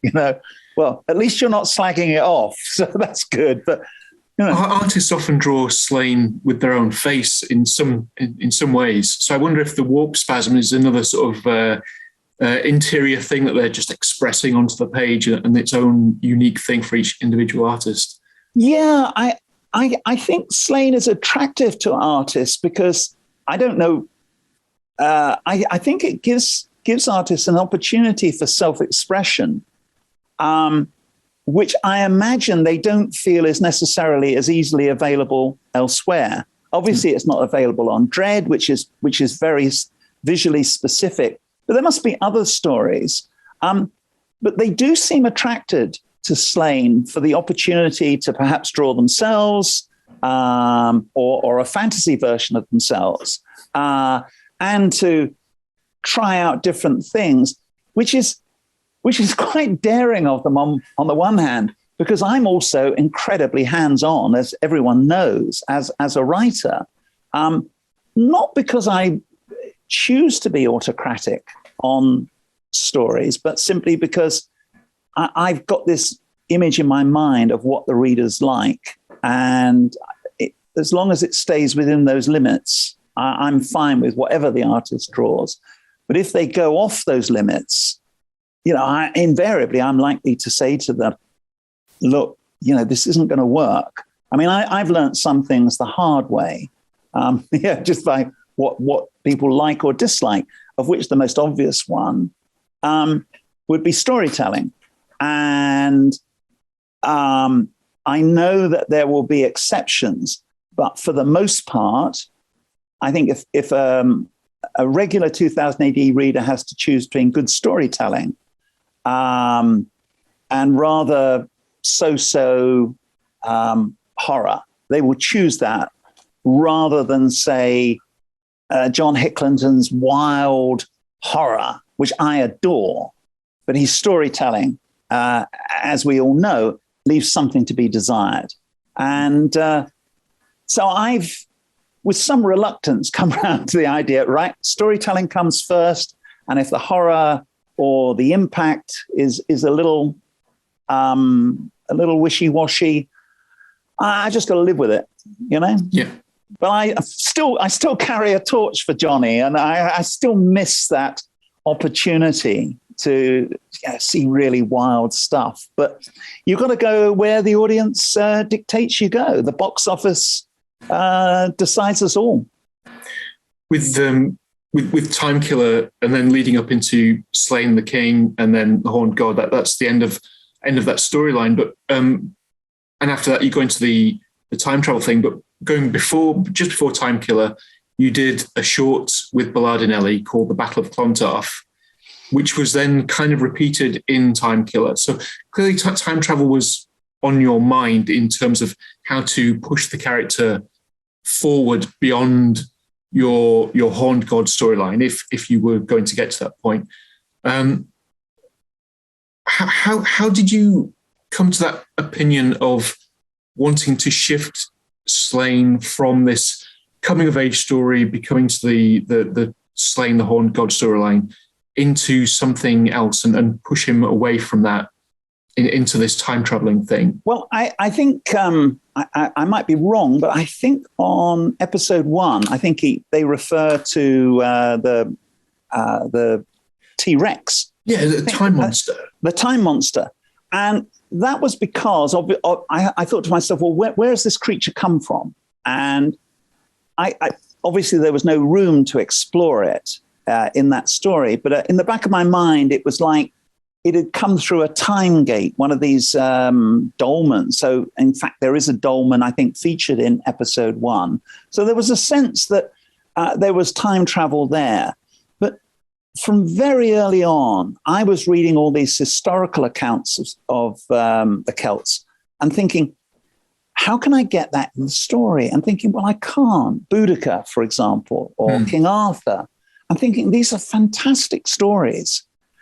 And I cannot see how to feature them in Sláine. And I came across these references to Dinas Emrys, the eternal fortress in Snowdonia. So this struck me as, it's a bit like something out of the Time Lords in Doctor Who. And so I was always aware of that. But the real clincher was the Battle of Clontarf, because I'd gotten hold of this. I mean, it seems so strange in the internet era where, you want to look at any historical documents, you just click a couple of buttons and you can watch, you can read them for free. Not in that era. I can't tell you how expensive that book was on the Battle of Clontarf. It was, I think, called, I can't even pronounce it, the War of the Gaels versus a similar word for the Vikings. And it was a 19th century book, authentic text. And I think it was probably about 50 quid at the time. So that means in today's money, it's a lot more. Yeah. And so you've really got to make it, you really got to make it pay. So that I thought, this is great stuff. I've got to use it. So I'm going to use it with Bellardinelli, with that color story, and I'm going to use it again. Because, reading the original text, which is now available online for free, which is kind of galling, you can see how it fits. There's even a character called something like Efric, which I think I adapted to Elric, or a very similar name, a character with a very similar name to Murdak, which again is a great name for a hero in comics. And so it really lent itself. And I thought, well, I have to use this. So I worked out this rather convoluted plot,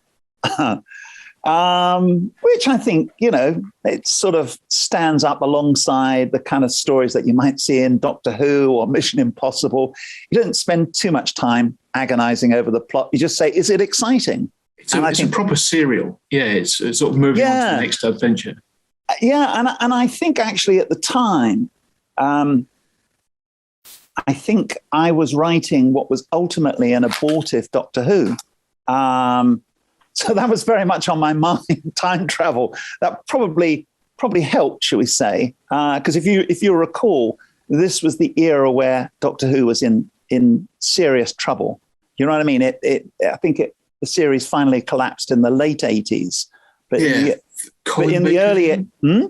Was it the Colin Baker era when you were... Yeah, and slightly before, or maybe, primarily Colin Baker, because I ended up adapting it, made it into an audio play, which he starred in, which he was fantastic guy, really, really nice guy. He said, why have you got that line there? And I went, and he said, well, wouldn't it be better if you did it that way?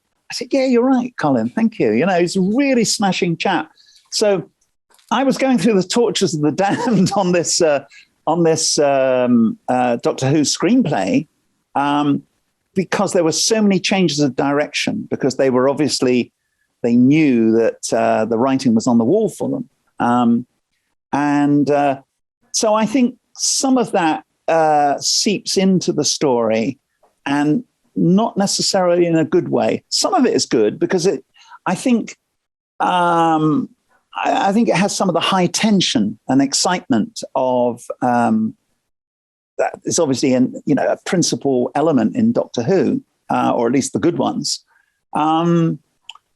But scene changes and scene cuts, it's different. It's different on telly. You can have 2 minutes and then you cut to something else. But if you try cutting backwards and forwards in comics a bit too much, that's probably a mistake, which I haven't been picked up on.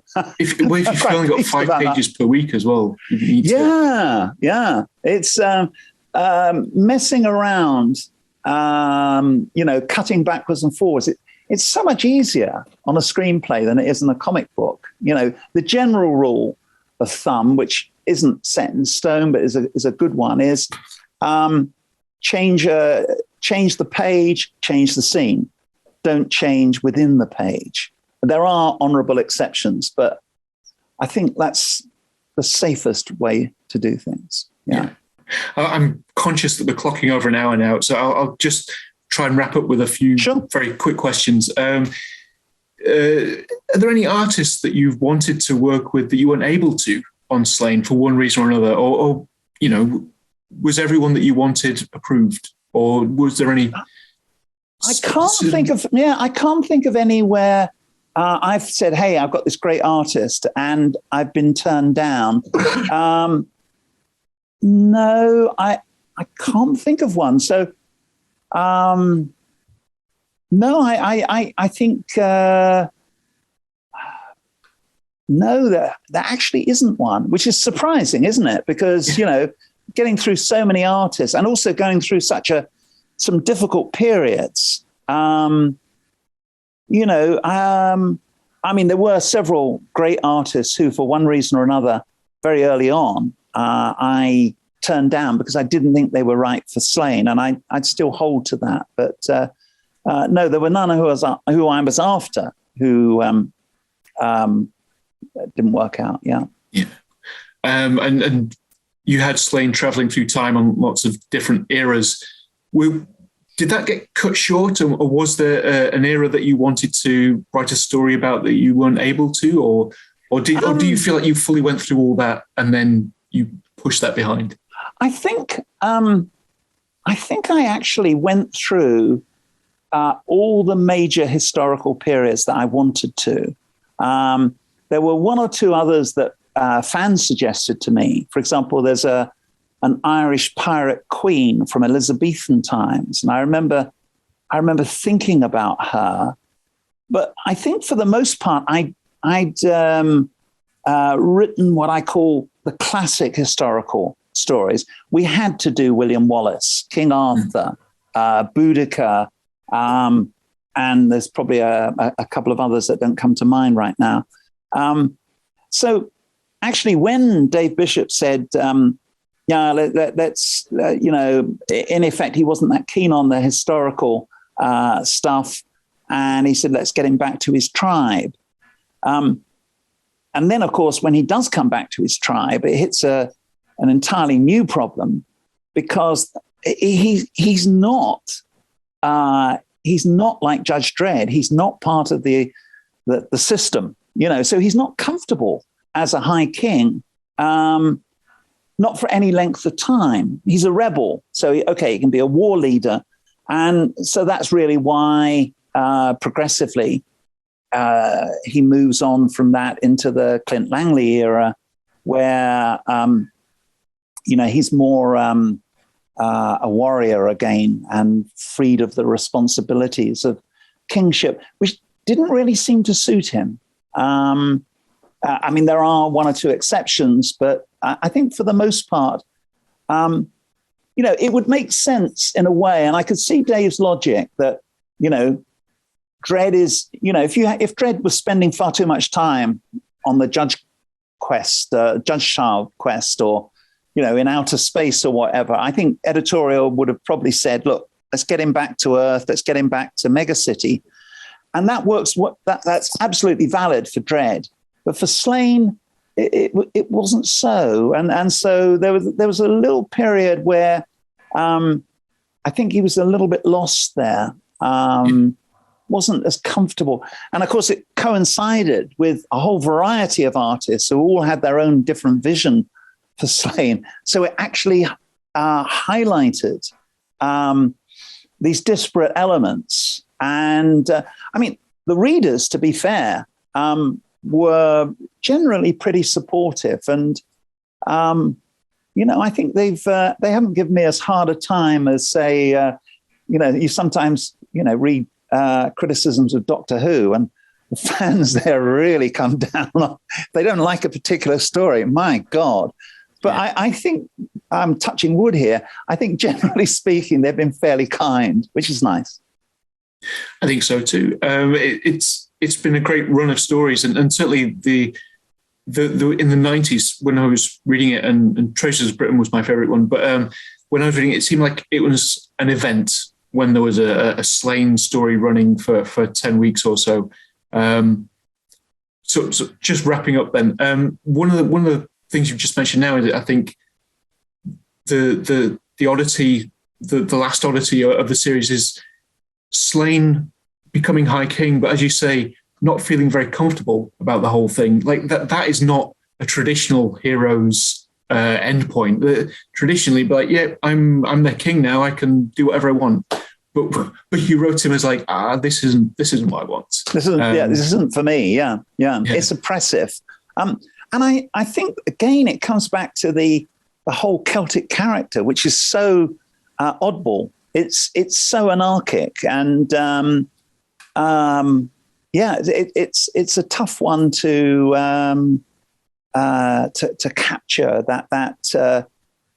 He could never be like, as I say, like Judge Dredd. There must be other characters who are, they're settled in their world, and there must be something. There's something very reassuring about that in a way. It's like Sherlock Holmes. He's in Baker Street, and along comes a problem, and his landlady, lets someone in, and I kind of like all those kind of stories because they are safe and reassuring. But Sláine has always had that maverick quality, which is me trying to understand the anarchic nature of Celts, of the original Celts. And of course, I think it's arguably still there in their descendants today in Wales, Scotland, and Ireland. They're definitely different to the English. Yes. Yeah, which I think what makes Sláine a very interesting addition to 2008 and a very unique character. And thank you very much for talking with me. Thank you very much for creating Sláine and having a wonderful journey over 40 years now. 40 years, 40, Christ. Yeah. Thank you very much. Well, thank you. Okay, cheers. Bye-bye.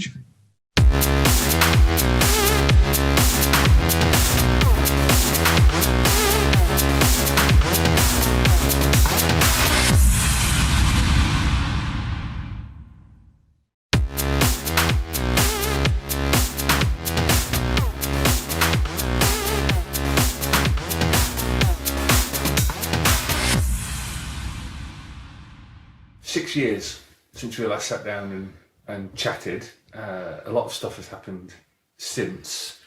I guess the most obvious question is, how are you doing? I'm fine. I'm sort of I tried to retire and I got bored. So I don't work nearly as hard as I used to, but I do still work, just to keep interested.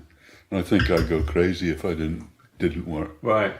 I've got enough to do here. There's quite a lot of outside work on the small holding, but I'm too lazy to do too much of that. So I must admit, when it's been a while since we talked, and you said, if you'd like to come back up again for a chat, then let me know.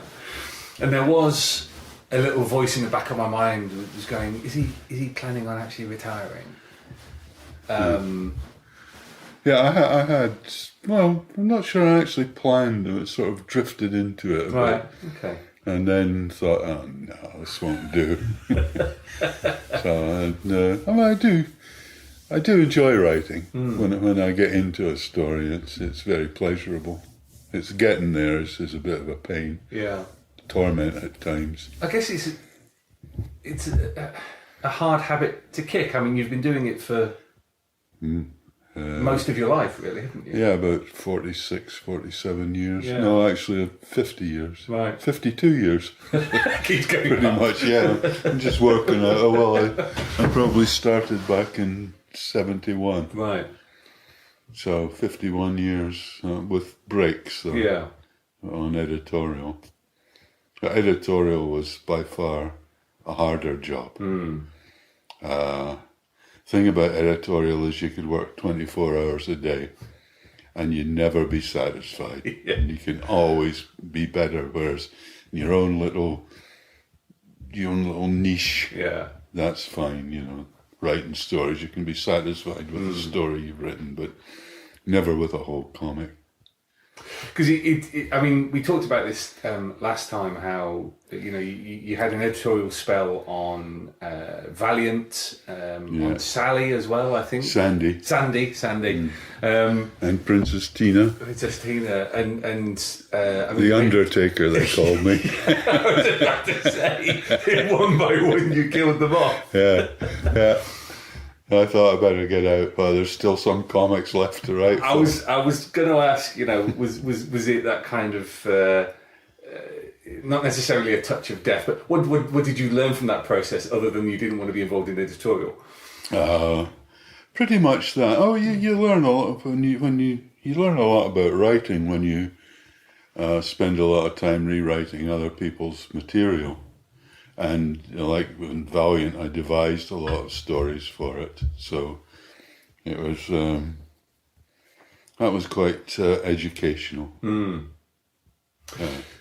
But mainly, I learned I didn't want ever to do editorial again. Although I did do a bit on rock, I was sort of editing rock. I mean, for those who perhaps listen for the first time, that Rock of the Reds, which was your self-published, That's right. Yeah. sci-fi football comic. Is that That's right. Sci-fi football is the world's first alien footballer. Yeah. I'm not going to go on about buying it. I don't care anymore. Well, funny enough, I was going to. When we did chat last, it was just about to come out. Yeah. And I think you got about half a dozen shots in all the way through, asking people to buy it. I mean, what was your experience of self-publishing? It was very satisfying, but bank account draining. Right. Because I was paying all the talent myself, and as I didn't really have any mainstream distribution, I never got that money back. Right. Okay. So I'm probably, just to pull a figure out of the air for the two books, about 20 grand in the hole. Wow. Yeah, I know. It was my pension. I just got my pitiful little pension and out the window. I mean, that's quite sobering. That you have this huge reputation within the industry. You have your audience, and yet you can't do your own comics. That's quite No, not a big enough reputation, I'm afraid.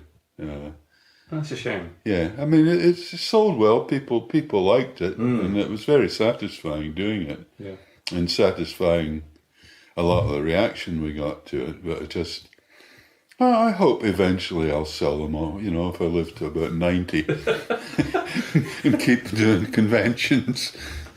Hello, son. Will you buy my book? Do you like football? What's football? Yeah. So I hope eventually I'll break even. Right. But, that'll be enough. But, I mean, Dan would love to do another one, and I would too. But I'm just, unless I could be assured of at least breaking even, I would never touch it again. Right. I mean, part of the indebtedness is I never paid myself for a script. All the scripts were free. Right. Okay. So and the year I did the Kickstarter, it was so involved that I hardly wrote a thing. So I mean that's one of the great ironies of it, isn't it? The raising of the money for something like a Kickstarter is such an involved process that it's effectively a free full-time job. Yeah, it takes up all your time, and I had to do things like pay for the video and all sorts of things associated with it. So I'm not sure I would do another Kickstarter, although I'm thinking of doing a Bogeyman compendium, which I may put on Kickstarter. Okay. Yeah, just the first two books, possibly the third one was it 2000 AD or the magazine published? I think it was 2000 actually I honestly published. can't remember. Yeah. It wasn't as good as the first two, I don't think. I have to read it over and see if it's worth reprinting. Yeah. But I'm possibly going to do a Kickstarter for that, but I'm not going to put so much effort into it. If people want to contribute, if they want to get the book and the T-shirt and the poster, by all means. But I'm not going to. I'm not going to spend that much time on it. Yeah, I mean, this is a question that I didn't really ask last time, which is what you actually think of the medium of comics. Because all my questions last time were very much involved with the industry of comics. Yeah. The nitty gritty of writing them, of the questions over ownership and all this and the other. But what do you actually think about comics as an art form? I think about as an art form, I think they're great. I think they're so diverse. They allow you to do just about anything in comic form, and from serious, emotional to ridiculous to just art books, if you like. The comics I still like best are the ones I read when I was a youth, on my paper run and early days at DC Thompson's, all the DC Thompson titles, the short 3 and 4 page stories. I like anthology comics especially because they give you such a wide range of material, wide range of heroes, heroines. They work very well. I don't read many comics these days. I'm just, after a day writing them or not writing them, as it were, I don't really want to look at any more comic material. But I understand why people love them. Because what is it about those 1, 2, 3 page strips? Because you when we spoke last, and you look, when we look back at the stuff that's in the archive, when our graphic novel editors are going through looking for things, a lot of it is formulaic. A lot of it is essentially the same story just told over and over again. Well, especially the IPC ones. I think there was a lot more imagination went into the DC Thompson ones. Right. Partly because a lot of their writers were really rough, and so the editorial, and they'd have 5 or 6 on editorial in every comic office. Good God. That's a lot, and they would spend a lot of time working these stories up, pushing ideas out to writers. So that's why their comics were so good, and they weren't so formulaic and much more imaginative. And I liked them because, partly because they left a lot to your imagination. The stories were so condensed that you had to put a lot of yourself into reading them to understanding them, and also because they managed to tell a long story in 3 pages. Sometimes there were 15, 16 pictures on a page. Yeah. And it wasn't so much about the art then, it was about the story, mainly the story. And of course, the artist had to be good to bring that over. I think that's one of the things that Pat and I really objected to about IPC comics when we were given battle to do, was they were formulaic. Yeah. The stories, they were very stale, and little imagination went into them, and that's what we tried to correct with Battle, and what, of course, Purdy's department had been doing with the girls' comics for several years before that. It is that feeling of a seat. You know, you look back at some of the Ghost comics, Battle Action 2000 AD, and there is that real feeling of it being a revolution, or at the very least, just a sea change in things. Did you feel that at the time? Oh well, yeah, we did. Yeah, we were in there to change them, and they didn't like it a lot. They saw us as the enemy, and I suppose we were, because we were from the girls' department and we were encroaching on the boys, and we were putting everyone's noses out of joint. So, and they also didn't like some of the excessive violence that we went in for, and sometimes it went a wee bit over the top. Yeah. I'll admit that, but their violence had always been cartoony and ridiculous, you know, like Captain Hurricane tying tank barrels in knots and things like that. Whereas we wanted more realism. Yeah. And we wanted them to like in war, we wanted them to feel the nastiness of war and to see people dying and getting shot and what it was like. Yeah. I mean, that's an interesting point. That cartoonish violence, as safe as it is, there's no consequences to it. No. So it's like Wile E. Coyote. Yeah, exactly. And, which is fun, It's great, fun, and it's slapstick, and it's very serious. And I love the Warner Brothers stuff, but I was having a conversation with someone the other day about how important comics were, and to a degree still are, in formulating kids' view of the world. You know, things have changed over the last 40 years, but they're still viewed as a juvenile art form by many people. And yet they have such a remarkable power. Yeah. Because you're warping on Battle Action 2000 AD, you're warping young minds. Yeah. Did you have did that play in? Did that play on your minds while you were doing these things? You're thinking, well, actually, no, we're gonna not necessarily tell kids the truth, but just well, up to a point, we did want to portray the world more as we saw it, and sometimes I probably went into this in the last interview.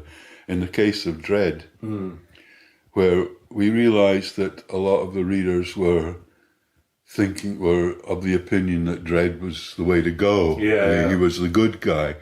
We started putting in stories, writing stories that they couldn't possibly see him as the good guy, making him even nastier. I mean, I always saw him as quite a nasty guy anyway, but that wasn't coming over.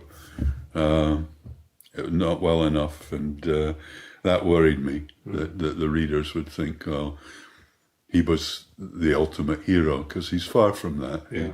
That's one of the things that makes him so good. He's hero and villain wrapped into one. Because reading a lot about the 1970s, there's the running theme of violence all the way through the decade.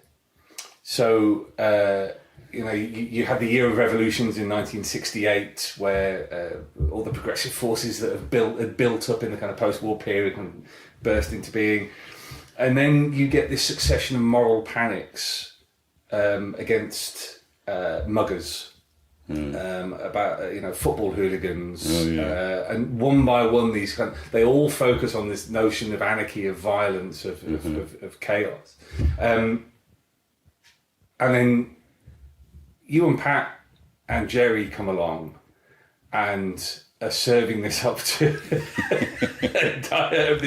to children. Yeah. Were you tapping into that, for want of a better phrase, zeitgeist, or was it just because you were looking at the kind of cultural products that come out, the movies, the TV, and going, well, actually, we want more of this? Yeah.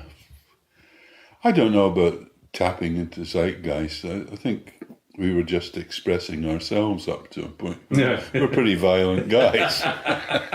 We didn't want to sugarcoat things for kids. We thought that was part of the problem with some comics, that they'd been too mealy-mouthed about life and reality, and we didn't want to do that. And we knew that, I mean, look at Grimm's fairy tales, the terrible stuff that happens in them. I mean, kids don't need to be protected from that. Yeah. And look at 2000 AD readers. There aren't many violent people amongst them, although we did our best to... Oh, are you thinking of one? One or two just spring to mind, but Yeah, but most of them are pretty peace-loving people and reasonable, intelligent people. You know, I don't think we did them that much harm. We tried. We definitely tried. But they came out of it all right. Yeah. Because one thing, again, we talked about this last time, but the whole thing about the anti-authoritarianism of 2000 AD in particular. I mean, it had been a lot stronger on something like action, which was... You know, you look at kids rule, okay, and that's pure anarchy. But even though it was to a degree toned down, it's still there. And I always come back to John Sanders's line about it, which is, you know, with a character like Dredd, it hadn't been the violence that had actually been the problem. It had been the anti-authority that had been the problem. Because, you know, you look at Martin Barker's history of action and editorial saying, you know, when the pages came back censored, it wasn't actually the violence that was getting whited out. It was the rebellion. Right. So Dredd is that wonderful conception, which is, you know, the violence of the state is good. But the violence of the individual is bad. I kind of wanted to dig down into the anti-authoritarianism within you, and then kind of looking at your stories, not just on Dredd but across the board. There seems to be this rejection of authority, of being told what to do. Yeah, and didn't necessarily do this last time we talked, but this time certainly I'd like to drill down into that and try and find the root of that. Because it's just it seems to be always there. You know, it doesn't matter whether you're writing Dredd or Button Man or Al's Baby or, you know, Rock of the Reds. There's always that anti-authority element there. Where do you think that comes from? Being a bad boy. Tell us about being a bad boy. I was by the time I left America, I was starting to get in trouble with the police and things, and I was only 11, 12. Just did a lot of bad things, like I set an apartment block on fire. I mean, it wasn't deliberate. Okay. I mean, a friend of mine and I, we saw this huge bug and it crawled down into the side of an apartment block, and I just happened to have a book of matches on me, and I lit them and said, let's smoke it out. So I stuck these down there, and we got bored and went away. An hour or so later, one of the neighbours came along, said he'd had to rip off the side paneling to put this fire out. But I think it was probably bad parenting. Okay. Yeah, probably. I mean, my mum, she worked all the time, and my dad was pretty useless. Right. More than useless, or worse than useless. And I was just a wild kid, and I didn't like being told what to do. I didn't like being bossed around by the cops. So coming over to Scotland was quite a good thing, because it sort of reined me in a little bit. Right. Yeah, but I've never really respected authority that much. Because I think one of the things that... Except the Queen, the dear Queen. I'm applying to become a British citizen. Oh, are you? Yeah. Okay. Well, I mean, that's interesting, because last time we talked, you mentioned how you still have an American passport, and you said that's your escape route. And that was 2016. Now, 2016 took quite a turn Yeah, later it sure in the did. year. Yeah. Well, that kind of did it for me, and also the fact that I discovered they wanted to tax me as well. Right. Although it turns out, I'm not going to say too much about this. It turns out they haven't actually asked for any money yet. But the fact that I have to file tax return in America as well as Britain, Right.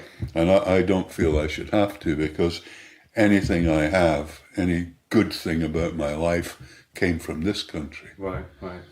So I don't think I owe them anything. Yeah. So far it's been okay, but my intention is, if they allow me to become a British citizen, and my wife says that if they read my social media posts, they may not. Well, I didn't mean any of that, really.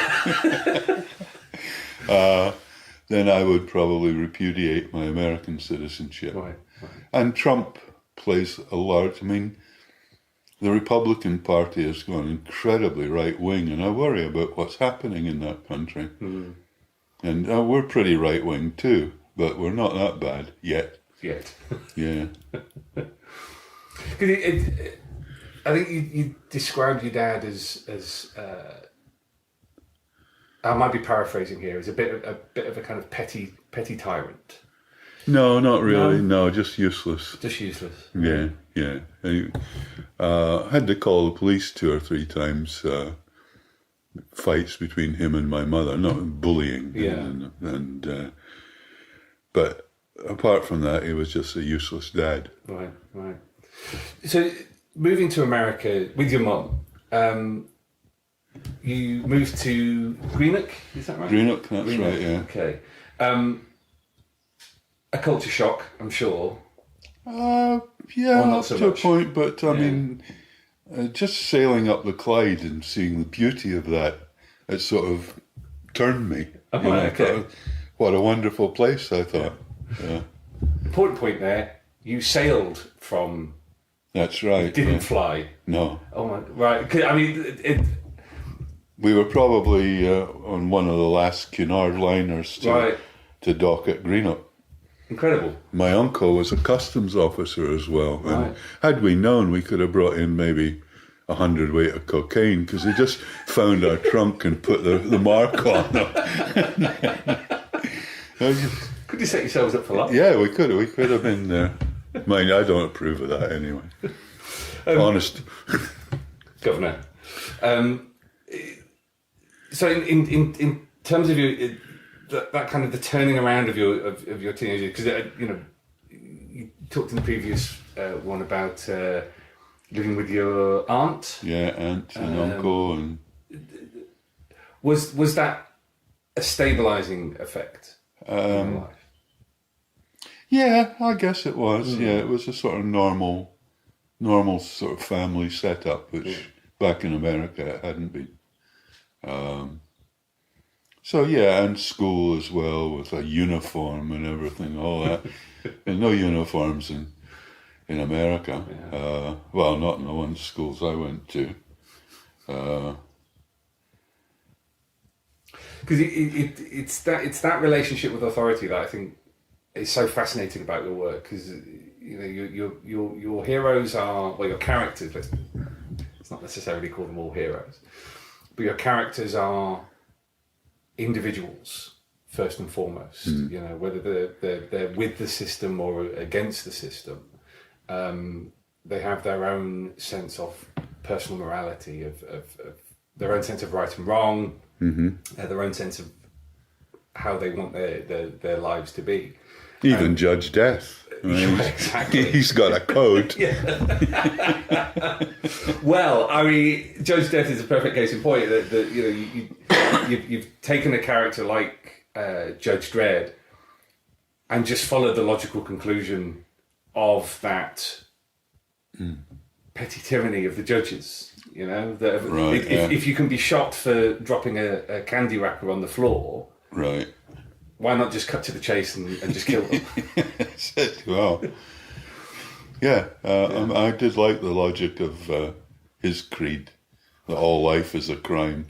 Do you I guess this is going to be a wider conversation, that looking at the situation in America now, where whether people accept it or not, the cops just shoot first, ask questions later, and then by and large, with only a few notable exceptions, are back in the job. They get away with it. They get away with it. Yeah. I mean, that must be quite horrifying, considering the kind of stories you were writing. We're only seeing a small part of that. I mean, it goes on all over the States in such a terrible way, especially to minority groups mainly. You know, if you're a privileged white, you're a lot safer. Yeah. And that's just so wrong. And you just wonder how can they continue to get away with these things, and they do. Like Breonna Taylor, was that that case? Has nobody been prosecuted for that? Nobody's even been disciplined, as far as I can see. And then just an innocent woman lying in her bed, and they run in and shoot her. Yeah. Is there a sense of exasperation and a kind of, we warned you about this 4 decades ago,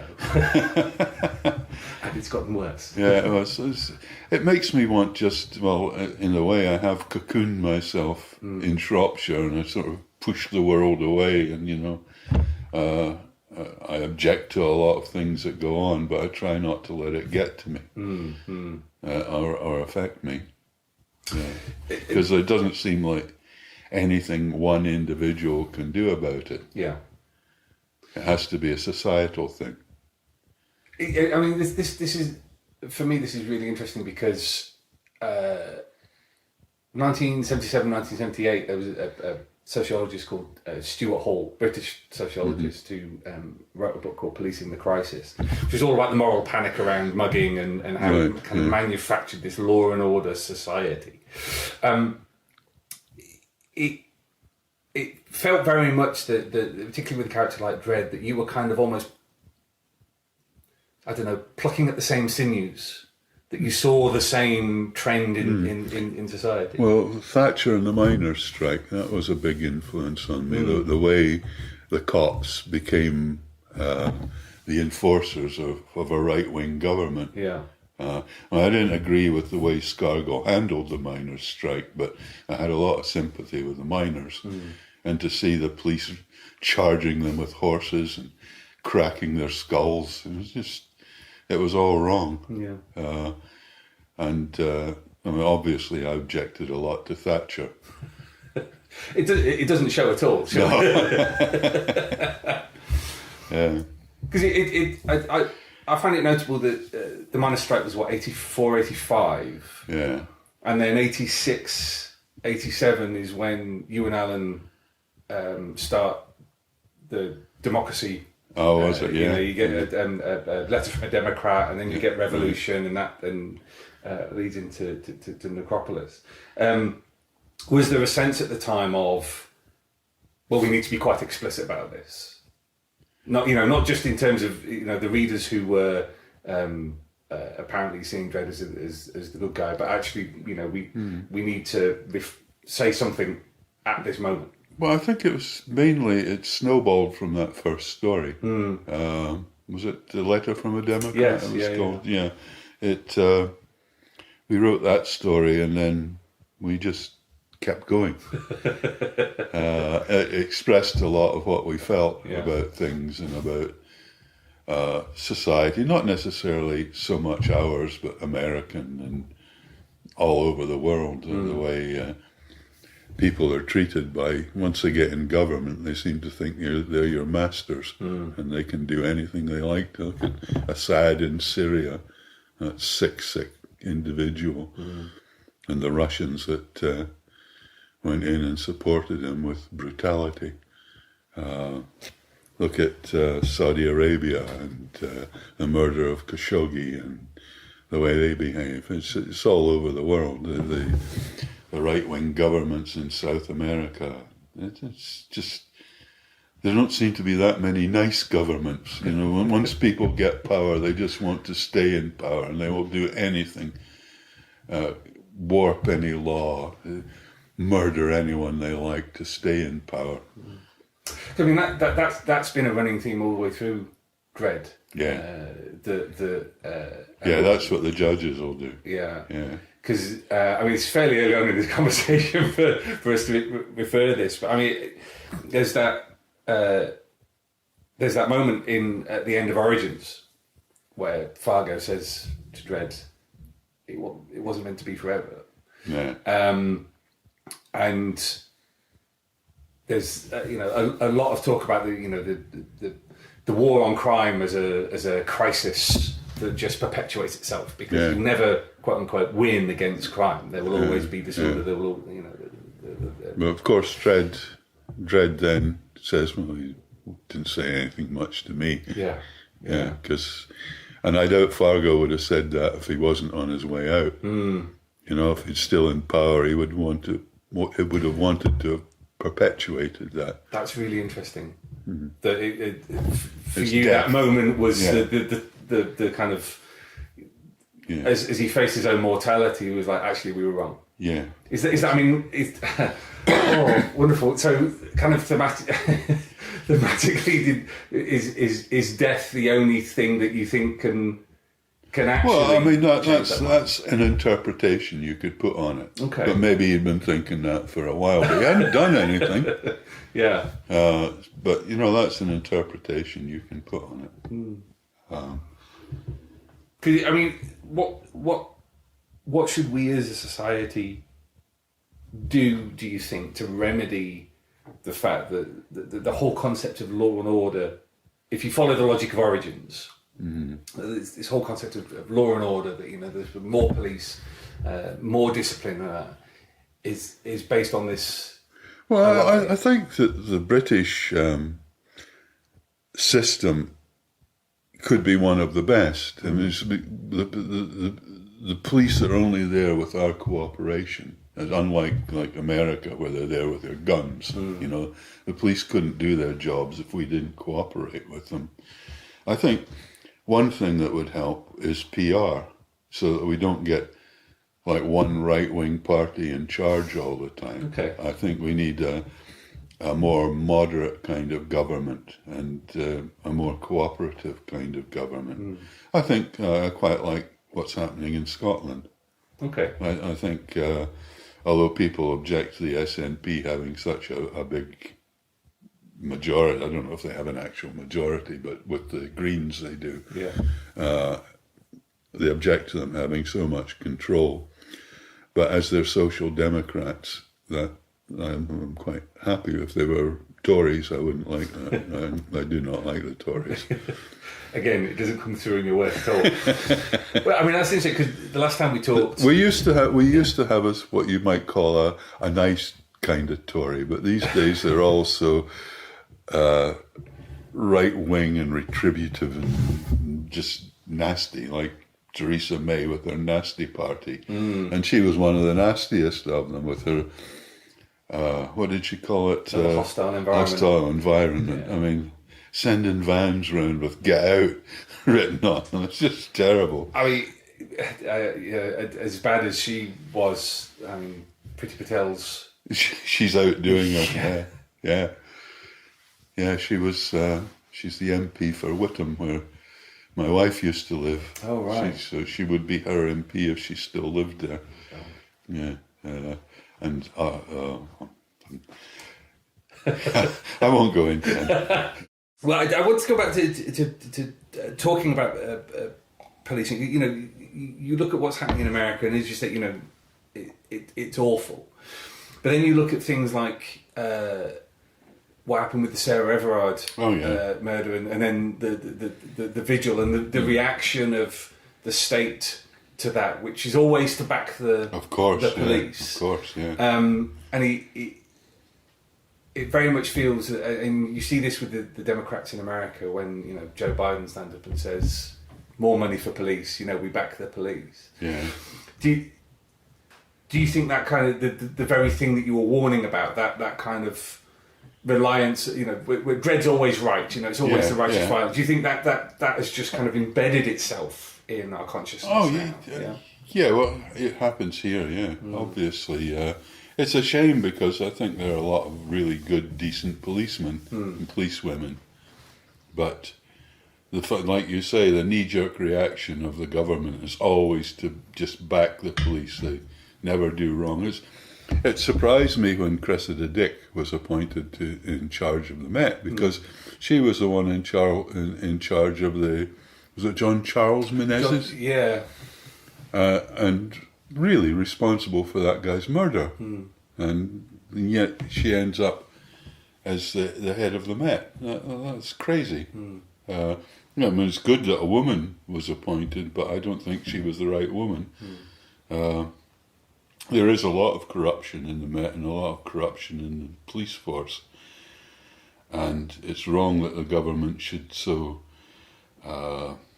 automatically support them, but there are an awful lot of good police officers that get their names blackened by that attitude. And I think as police forces go, ours isn't that bad. But yeah, on a sliding scale. Yeah, on a sliding scale. I mean, I don't have that much experience of them in Holland or Sweden. Or I imagine they're fairly decent over there too. But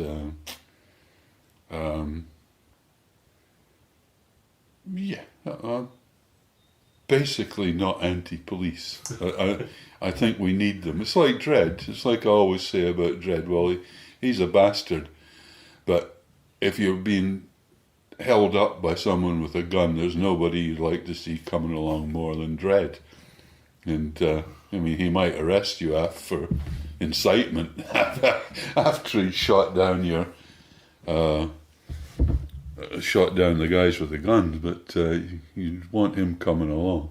I mean, that's an interesting point. It's like with a kind of law and order society, is it worth having that kind of tyranny so that you do have somebody like that coming along? That for me is always the tension. I don't think the tyranny is right. I mean, if we could excise it, that would be great. But human nature being what it is, we're never going to entirely get rid of it. But like I say, there are a lot of really good police officers. I think of the one who picked me up doing 90 on the A12 and said, "Well, off you go then." And otherwise you were driving quite well, he said. I thought that was quite. He could have booked me there. Yeah. Maybe if I was black, he would have. Who knows? But he was pretty decent about that, and it taught me not to get caught again. I want to talk about humour. Right. She's a bit of a 180 from what we were talking about, but because we had a chat with Alan last January. I don't know if you remember, where we got him on Zoom. Yeah, I hate Zoom. I didn't put that episode out in the end. I didn't like it. It was I would awkward. love to get you both in a room together, because then I think there will be that back and forth. But because of the slight delay, and he really wasn't getting the fact that there was a slight delay. But I loved one of the things I loved out of that conversation was that I asked Alan what you were like when you were living together, and without even missing a beat, he went, "Bastard." He's just having a laugh. Well, you couldn't be sweeter than I am. Well, okay, because there was a story about tins of chickpeas. Was it constantly sending people out to get you something from the corner shop that you didn't necessarily want? Oh, no, I don't think so. When we were bored when we lived together in Dundee for a short while. Yeah. And I can't. No, it was just, we had all these. Alan had this big bearskin coat, and I had a hat collection, and we lived in a rough part of Dundee, and we played cards, and whoever lost certain games had to walk along the street dressed like a ninny in a bearskin coat and a funny hat and see if they got beaten up. This is exactly what I'm talking about. But I mean, he was just as... He was part of all this. I might have instigated it. So there was blame on both sides. And cheated a bit at the cards. Yeah, we'd no money. I mean, you worked for DC Thompson's, you had no money. So Yeah. you had to make your own entertainment, and getting beaten up was part of that. Well, this is what I want to talk about, because the humour in your work is... Cruel. You said that, I didn't. People have said to me I'm very cruel. And it just seems to, again, there's one of those running themes, like not just people getting their comeuppance, not just,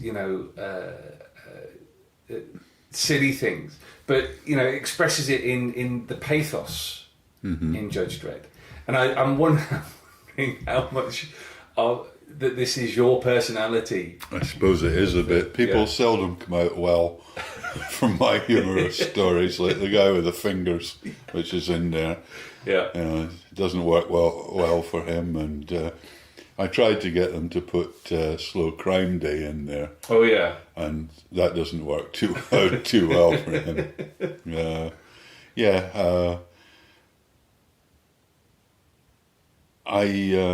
I suppose I my humour is quite cruel, but it's not me. I'm a really nice guy, so I'm not told. Hey, I'm sat here with a nice beer. There's a roaring fire. Yeah. Nice. You wait to see the surprise you're going to get. Oh God. Oh yeah, it's not going to end well for you, Molch-R. Great. No, there is but a lot of humour is cruel. Yeah. Isn't it? Yeah.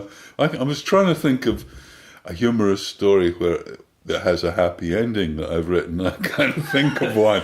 Well, I mean, even just even just look at your Dredd work. I mean, you mentioned Finger of Suspicion, where the guy's got his fingers taped. Is he given the bird, or he starts with the middle finger and ends up with a V.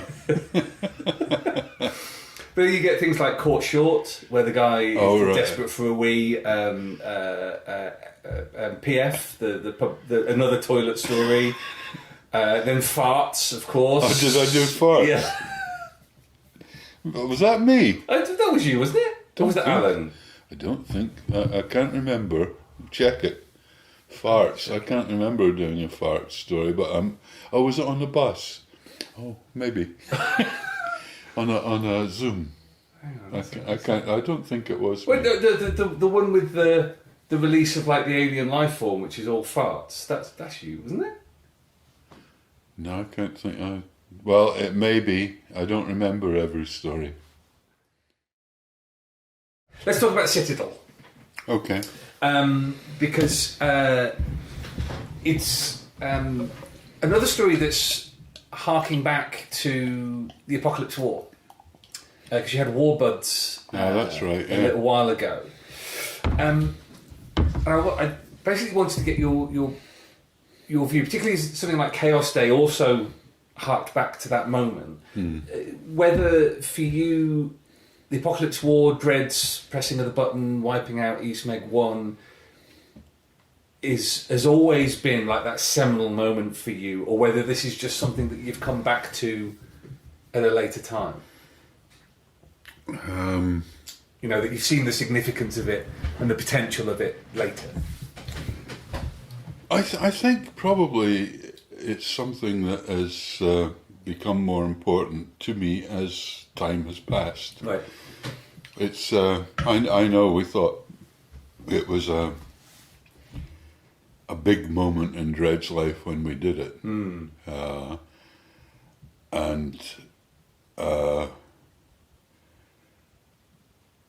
just with the passing of time, I've come back to re-examine it and think about it a bit more. Can you remember what your process and your thought process discussions with Alan were around the ending of the Apocalypse War? Because I mean that's it is the blackest, most, you know. I mean it's genocide. It was a sort of maximum dread. Yeah. That's his city is so important to him. It doesn't matter to him that he wipes out. Was it 500 million people? Yeah. I mean, it didn't really matter to him at all, or it seemed that way at the time. Was it something? I mean, again, this is asking you about something that happened years ago. But was it something that just organically came together, and you were like, actually, yes, this is the way to end this story? Or was there? Do you recall there being any kind of argument about it? No, I don't think so. Right. I don't think. Was that you? That was me. Yeah, sorry. I don't think we argued about it at Right. all. No, it just seemed a natural way to close it down. Right. An easy way, if you like. Well, I mean, that's really interesting because Garth Ennis in particular, you know, for him that kind of crystallises Dredd as a character. I always come back to the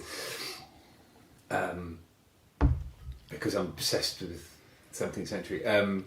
The Earl of Clarendon's description of Cromwell as being a brave bad man.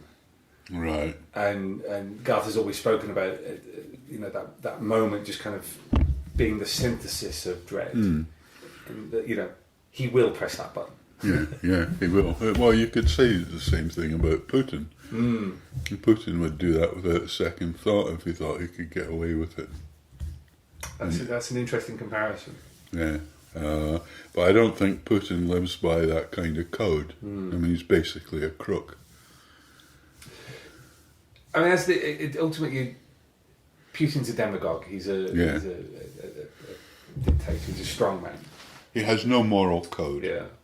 Whereas Dredd moral code, I mean, is this the moral of morals? The you know, a strong moral code can lead you to doing really terrible awful things. Yeah, I think so. It's happened all through the past. Look at the murder of the witches, that sort of thing that went on. That was done through a strong moral code. Yeah.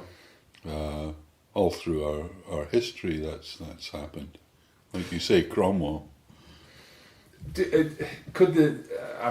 Religion is you mean, there's so much evil been done in the name of religion. Can one see Dredd as a warning about that, against ideology? I think so. Yeah. I think Dredd is a warning about authoritarianism. He's also a hero. You know, it's great to be able to do him as a hero as well, and just forget about how evil he is. Well, that complicates things, doesn't it? That makes it a massive grey area. You know, he can wipe out 500 million people and go, well, but he saved that baby. Yeah, that's it. Yeah.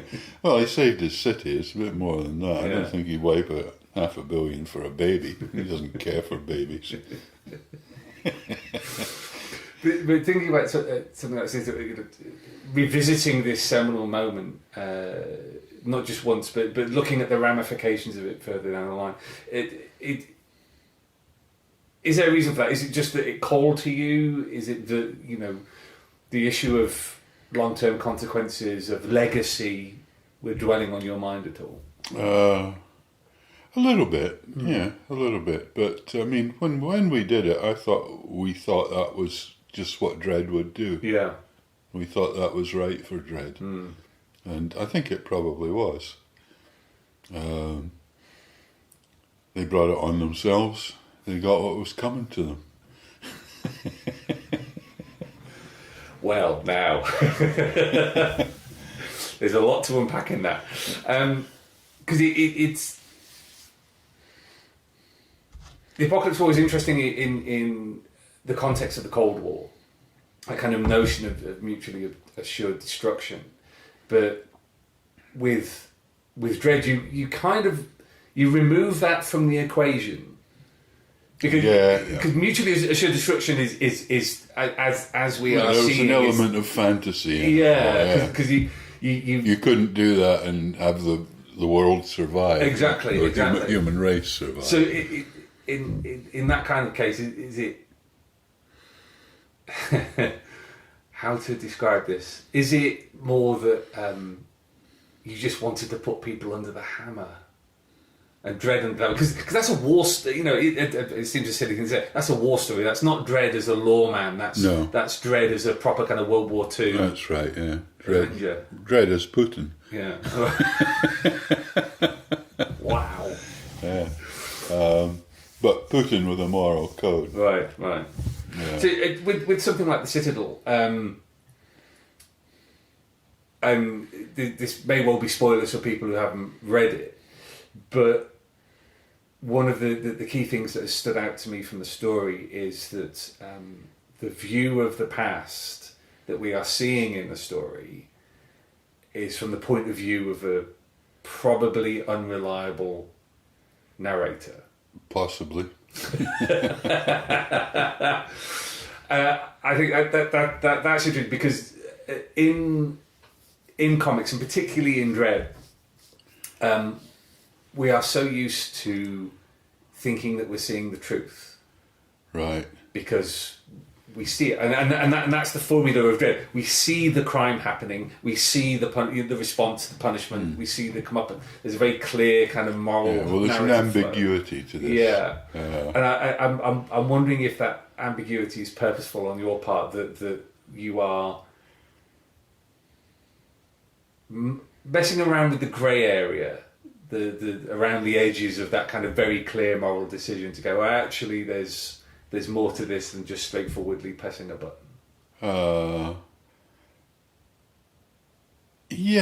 I'm not sure that this story really reaches into those parts. Okay. It's just an isolated tale within the Apocalypse War. Okay. But it is ambiguous. And, there is a truth in the end. So if you believe it. Make up your own mind. I mean, do you enjoy toying with expectations with stories? Yeah. And leaving things on, an ambiguous note. And make up your own minds what's right and what's wrong. And what's really happened.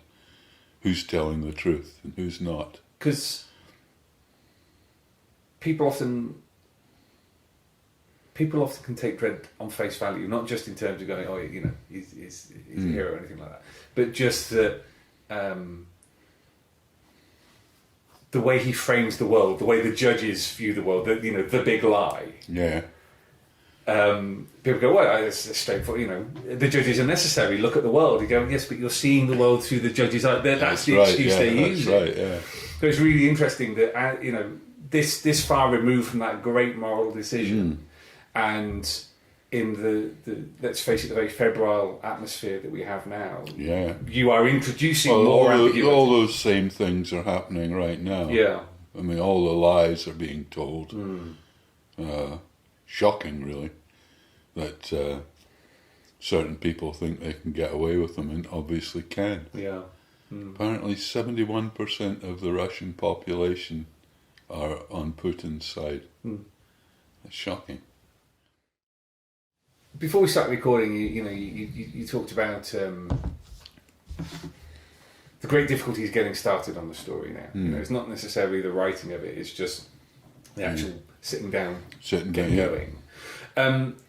So where did a story like this come from? Was it inspired by something? Was it just an idea that popped into your head and you were able to get going on it? Buggered if I know. I never know. Generally, stories start.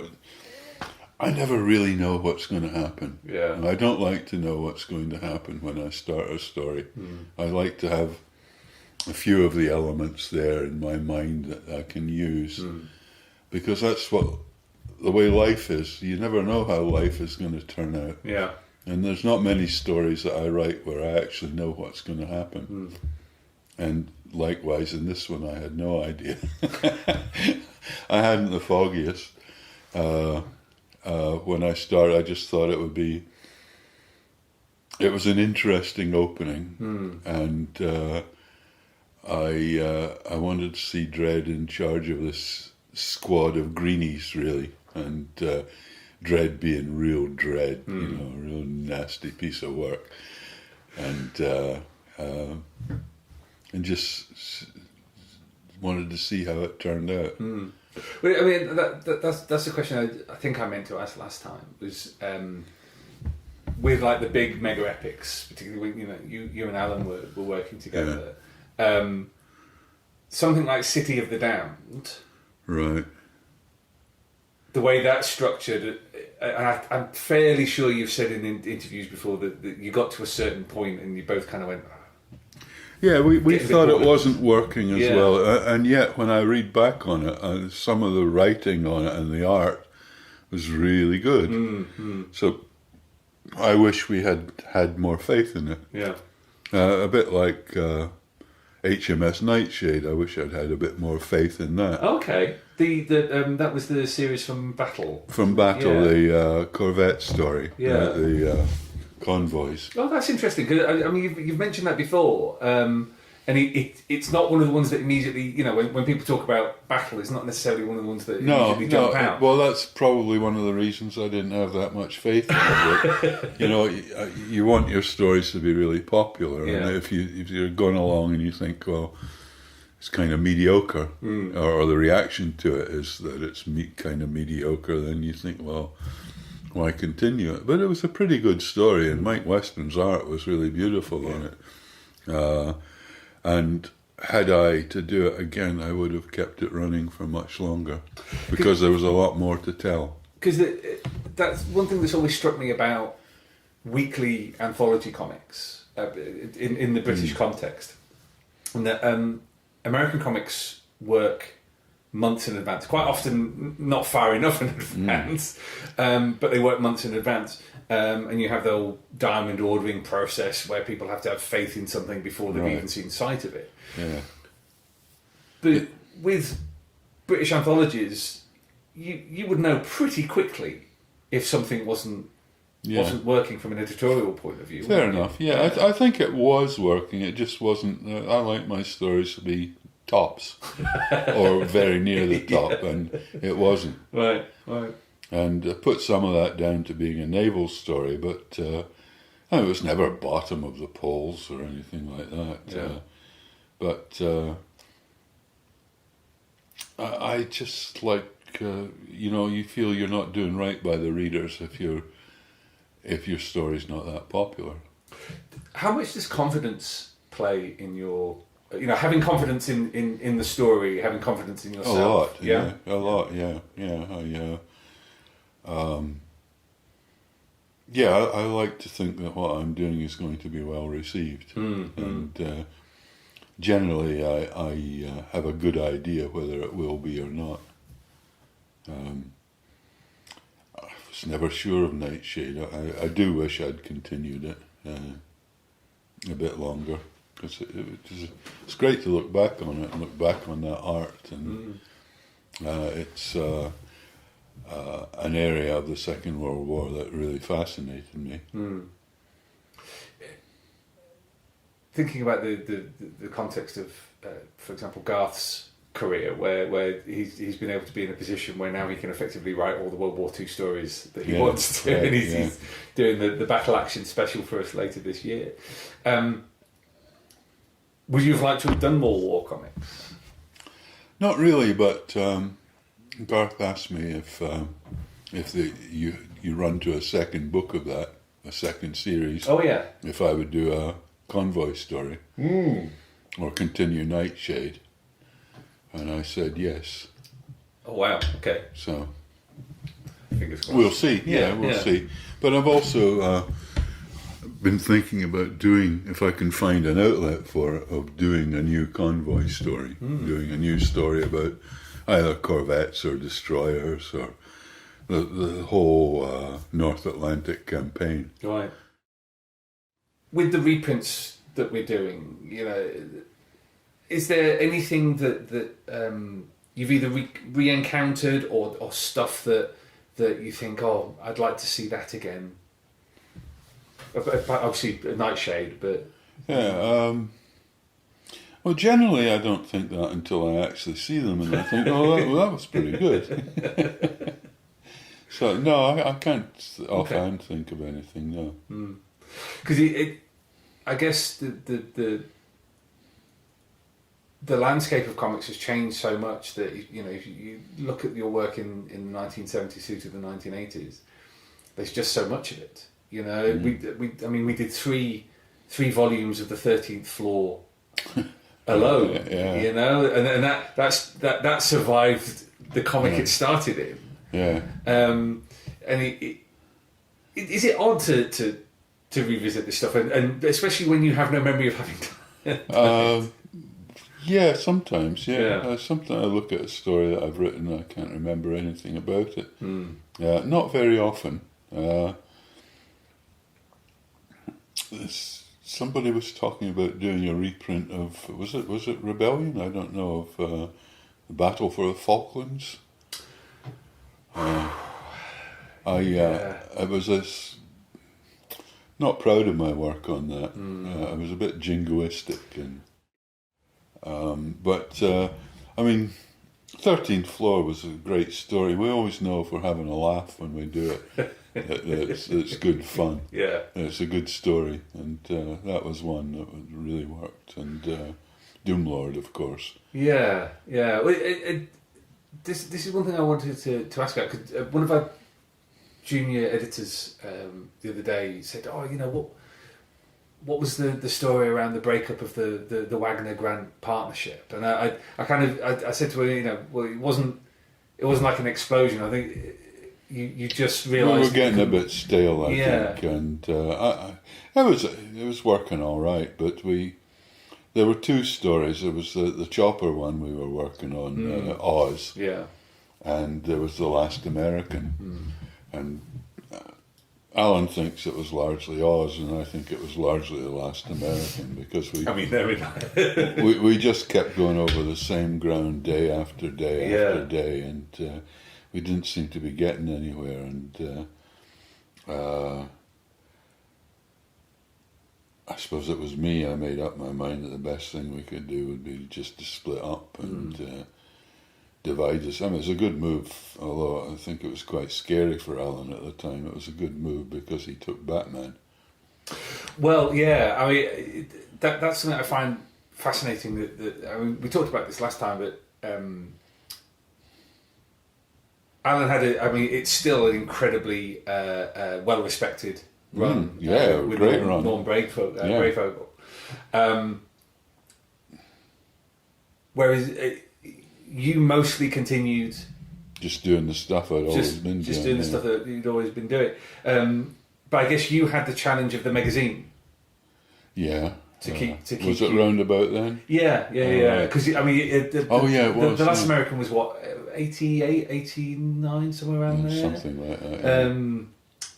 And Necropolis was 89, 90. So you'd been well split up before then. It's kind of break up Necropolis, the magazine, and Toxic. Yeah. I think Alan was a better choice for detective comics than I would have been anyway. Now, this is something I want to ask about, because one of the great things about for me, the great thing about Alan's run is that he was one of the writers who did return Batman to being a bit of a detective story. Right, again, and then I look at the work, what you did with the Cal Files, and then the Pit, and that's the great shift for me in Dredd in the 1990s, where you go, actually, Dredd can be a police procedure, it can be a detective story. And I just wondered whether, in your own ways, you had independently kind of settled on the crime story as what you wanted to do. Kind of, yeah. It was actually Steve McManus's idea, The Pit. Right. He said he wanted a bit more soap opera. Okay. And I said, no way. And then I thought about it, as I often do. And said, okay, that sounds quite good. And so The Pit came. And Cal Files, I think it all stemmed mainly from Jura Edgar, the female character, the Thatcher clone. Yeah, I just saw a new avenue for Dredd, a different way of dealing. Maybe, as you say, we were both heading that way. But I remember reading Alan's first one that he did on his own. I thought it was really good. Yeah. I thought, yeah, you're going to make this all right. So I only did about 5 with him. Can't remember. I enjoyed it, and still get nice royalties from Scarface. Oh, really? Yeah. It's a character that's in the Batman canon now. Right. And they use it in a lot of computer games and everything. Because this is a question from Tharg himself, bear in mind. Did the ventriloquist commentator in the first series of Mean Team inspire the ventriloquist villain in Batman? Absolutely. Yeah. Absolutely. And the Bogeyman was a character we first used in Eagle photo strip. He was it never got used, thankfully, but we wrote him in a story called Joe Soap. Right. We had this bogey character, and he never got used, and we always kept him aside. We knew we were going to use him someplace, and the ventriloquist, we knew we were going to use him again. Yeah. So I think we just did 2 or 3 frames of him in that story, and we thought, enough. Put him in the. Too good for this. Yeah. Put him in the file, and we'll use him. Yeah. Now we're going to come back to this point, but I want to talk about those photo stories. Oh yeah.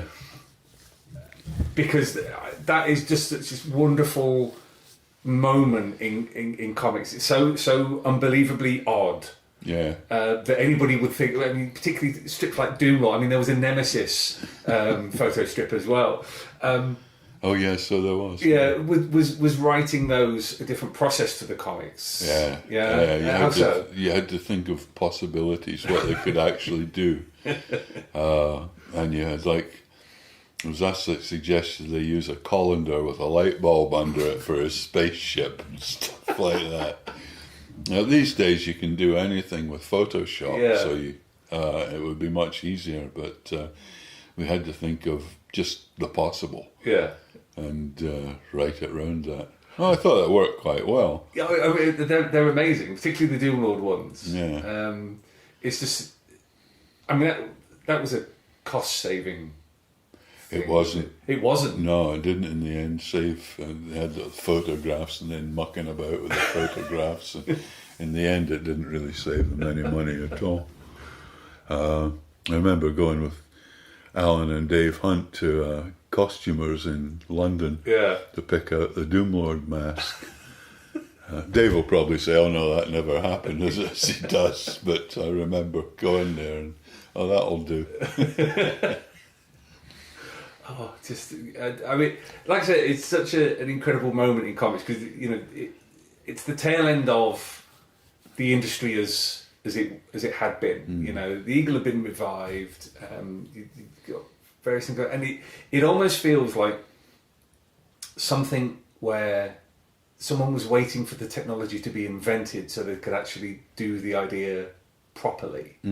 But in the process, coming up with just these wonderful moments.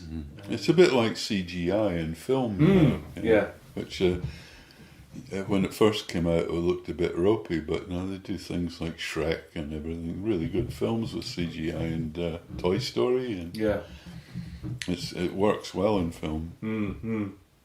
I want to. I've wandered off the point. Come back to the Citadel because alongside that, you've got this new series, Surfer. Yeah. Now, everybody got very excited when we teased this series because they thought it was a chopper story. Right. Tell us a little bit about the genesis. I was thinking about surfing, and I just wanted to feel the air around me again, and you feel the city below me. I just wanted to do a story about surfing because something nice about clean lines. Yeah. And that's all. That was the genesis of it, and I thought, well, Chopper, and I thought, nah, not again. You know, people have seen enough of Chopper. Let's do a new character. And Zane Perks was a butcher in closed down now. Just as you went into Shrewsbury, it was. So I got that name from there, and quite a likable character. And I thought, a useless dad. And, so I just wanted to do surfing again. And I like, so it's like a naval story. I like the sea. And I just wanted to feel the wind in my hair again.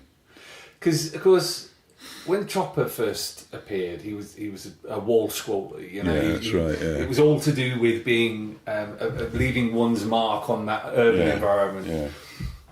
Of teenage rebellion. But then when he came back, he was a surfer, which is also a kind of rebellion. But it is, by making him a surfer, you gave him an escape. He was able to fly above. Yeah, that's one of the stories I would have put in that book. Right. But I asked them, and they said, well, 6 episodes, it's a bit too much.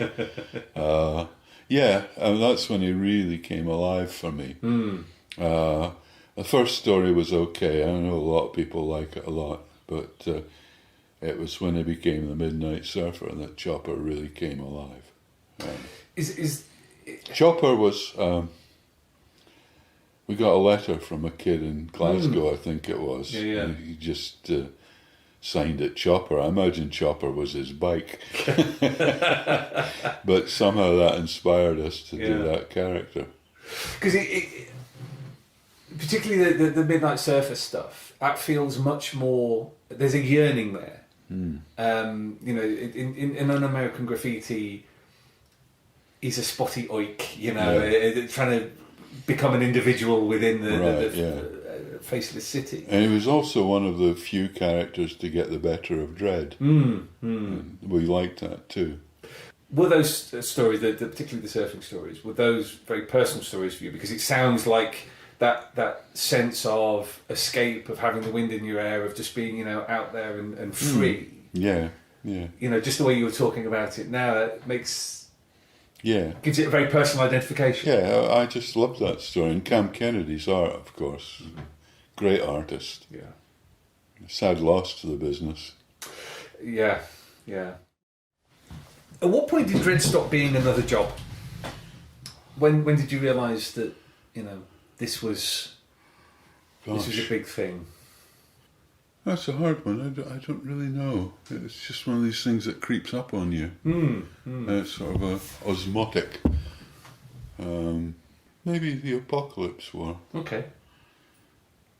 But I've always entertained the prospect of stopping writing it. I've certainly been doing it a long time now. It's the same with comic writing. I mean, that crept up on me. I didn't intend ever to be a comic writer. Yeah. I tried to give up. Well, when I went up to Scotland, Caretaker Mansion. Yeah. It's just that everything else I tried was a lot harder. More arduous, like working for George Wimpy. I think I lasted 2 days. And the pipe coating factory in Invergordon, I lasted 4 days. The dredging barge, that was 12 weeks. That was okay, I enjoyed that, but they got rid of me. But you were out on the water. Yeah, that was great, yeah. That was lovely, actually. I do have an affinity for the water. You know, like, if I was going to be in the services, I would be in the Navy. Right. Well, I wouldn't take orders. Fuck them. What did you say, Captain? I've never liked calling people sir. I remember in school, I was sitting in a library, you know, some wasted period, and the headmaster came along, his new hardline headmaster, and he said, "What are you doing?" And I said, "I'm reading French." And he's reading French what? Grammar. Sir! He whipped me. He was going to give me the strap for not saying sir, and then he found out I was American. He said, "Oh, well, I understand." I mean, coming back to what we were talking about, it's not difficult to see your dislike of authority. Yeah. You know. Yeah, I've never sort of acknowledged that anyone was better than me or had the right to push me around. One of the questions that I did want, and this relates back to Chopper, was as far as you're concerned, did Chopper die at the end of Song of the Surfer? Because it was left ambiguous. I mean, beautifully ambiguous. Yes. But from your point of view, he died. He died. Right. But then I needed Garth and John McRae to do something for me, and it was convenient that he didn't die. But yeah, that was a beautiful ending sequence that Colin drew. Yeah. It was just perfect, and that's where perhaps it should have been left. How much of that was him, and how much of that was you? I think it was described, but he did it very well. Right, okay. Yeah, that's when writer and artist work together in such synchronicity. That's great comics, and I always enjoyed working with Colin because, well, he just did things so well. I mean, if you look at the kind of trifecta, really, of Song of the Surfer, America, and Mechanismo. Right. You know, those three kind of key stories from that period, and all beautifully painted by Colin. Yeah. It seems as if, you know, to a degree, did you rise to the challenge of his art? You know, you go, well, this guy knows what he's doing. No, I never think of it like that. Okay. I'm glad to have him, to know that it's like I've been really lucky to work with a lot of great artists, and it's just nice to know that they're on the job, and sometimes you mould your stories to what they do. But because I worked with such great artists, I just mainly did my own thing and just relied on them to do a great job on it. And Colin's a bastard for not doing what I tell him. I have to go over his story and it's just, what am I going to do about this? What's he drawn here? But, you know, it all works out in the end. I just think, did he read this fucking script? Whereas Cam would follow a script, but he just put his own personality into it. I love the humour in Cam's script, the imagination in Carlos's, and I've just worked with such great artists. It's been a real privilege. I wanted to ask, obviously, since we talked in 2016, we lost Carlos, and I realised this is, you know, a very personal question, a very leading question. I wanted to this very blunt question: how much you have felt his absence over the last few years? Oh, a lot, yeah. Well, I was glad sometimes not to have him at conventions, because when he was there, nobody came to my table, and his queue used to stretch sort of right in front of my table, and I have to say, look, can you give some space? Somebody might want to come and see me. But yeah, I felt his absence a lot. We would have been still working together, and we were actually, I must finish it off, doing Spectre. Well, I want to ask about that because it's something that Matt Smith has mentioned, that, you know, what your plans are, because you'd for those who don't know, you'd started this new series, kind of how to describe it, kind of sci-fi gumshoe kind of. Sort of, yeah. It's just a slightly different take on a robot. You know, it's sort of more personality and. I was enjoying it. It was hard to write, but I do intend to finish it. Maybe that's the next thing I'll go on to. I was thinking maybe Dan could. Oh, Dan Cornwall. Possibly, yeah. I think he's just every story he does, like The Citadel, he just comes on. He gets better and better, and some of his art that hasn't been in the comic yet, like the Undercity stuff, it's just lovely. He's really good on big set piece buildings. It's great. So, yeah, I was thinking maybe Dan. I like Simon Colby for it too, but he's maybe just a bit too slick. Okay. But I was thinking of him. He's a very. I really like his art. But I was thinking Dan might be. Yeah. Anyway. Because I'm intrigued by the nature of writer-artist friendship, particularly over a long period of like decades. Yeah.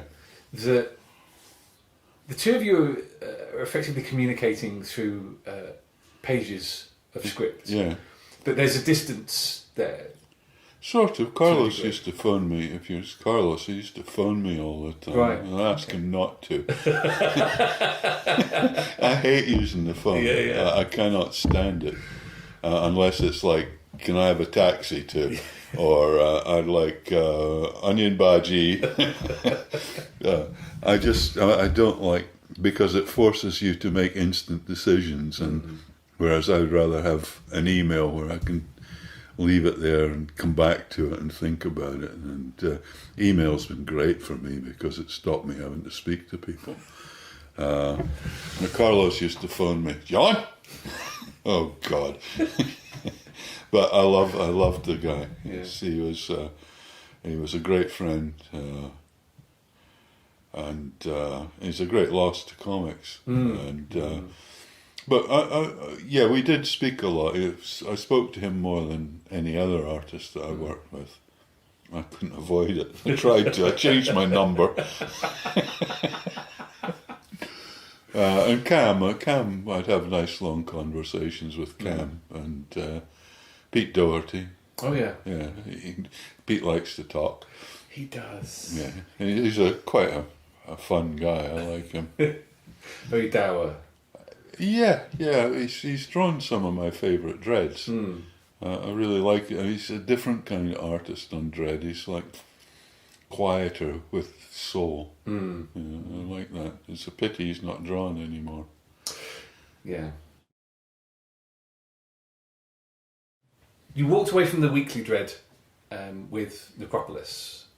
You did Necropolis and then you stopped doing. Did I? Yeah. I mean, there's one or two. There's like Bill Bailey. When You Come Home, Bill Bailey. Return of the King was Garth. The Apartment, I think, was yours. But by and large, with the magazine, you concentrated on that. Yeah, that was pretty consuming. Yeah. And then 94, you came back to doing the weekly as well. Can you remember why you decided to... Big mortgage. Well, if you've got to have a reason, you've got to have a reason. Well, the magazine, I think I was doing less for the magazine by then, wasn't I? Yeah. So I felt when I was doing the magazine, as an editor, I began to impose myself too much on writers, especially, and I didn't think that was. I think I wanted a greater variety of ideas and stories in the magazine, and I thought if I continued in that role, that I would not get that. So I wanted to take a back seat and just write for the magazine mainly. I think David Bishop was editing it then, wasn't he? Pretty much. But I felt my presence was inhibiting to other... Right. I was being too subjective on stories. And I mean, when we spoke last, you'd mentioned how towards the end of Toxic's life, when Pat took over, you felt that it did create a conflict of interest. That, you know, if you've got one of the writers who's also the editor. I don't think that was a good thing. I think we needed a good, strong editor that could control all these different personalities, strong personalities. And to be honest, I wasn't really doing right by Toxic. I mean, I should have contributed more to it. I also think we made a big mistake. We could have made it work if we'd made it a monthly. Right. We were too damned ambitious. And it broke Jeff Fry, and it broke up a lot of, well, I don't know if we call them friendships, but it wasn't, I think I also wanted to call it the monthly dog. And nobody went along with that. Well, I think sometimes it's easy to forget. Comics are voracious. Yeah. Consumers of aren't they just money and content. And yeah. just, Well, we made a big mistake making it weekly. Right. It was. I think that the contributors involved would have ensured decent sales on a monthly. And we just made a rod for our own backs, and that was a big mistake. We got the wrong editor in Margaret Clark, and I didn't think they treated her properly. It really pissed me off the way they treated Margaret Clark. But she was the wrong editor. She wasn't really capable of controlling us Mustangs. Wild horses. But she's a decent woman. I didn't like the way she was treated, and that sort of pissed me off. And I pissed them off because I wasn't producing enough, and I didn't. And the one really decent story that I did produce got rejected. Was that Button Batman? Man? Yeah. So that was. Has there been any news on the film, TV show? What news? The latest move is Paramount. Okay. But I believe they're going to have 7 years to produce it. Which is, as I said to my lawyer, I may not be alive. I gave him the name of my heirs. And Arthur said the same. It was a funny thing, a history of violence. One decent payment on that, and that was it. Right. Button Man, I probably sold the option on that 6 or 7 times, and that's paid me a lot more than History of Violence not to be made. Yeah. I would love to see it made, but I've yet to see a script that I thought worked. So I'm hoping that if I'm still alive, which I may well not be, that I get to see the film. I'm hopeful, but then I've been hopeful many times. One of the things I did want to ask about was with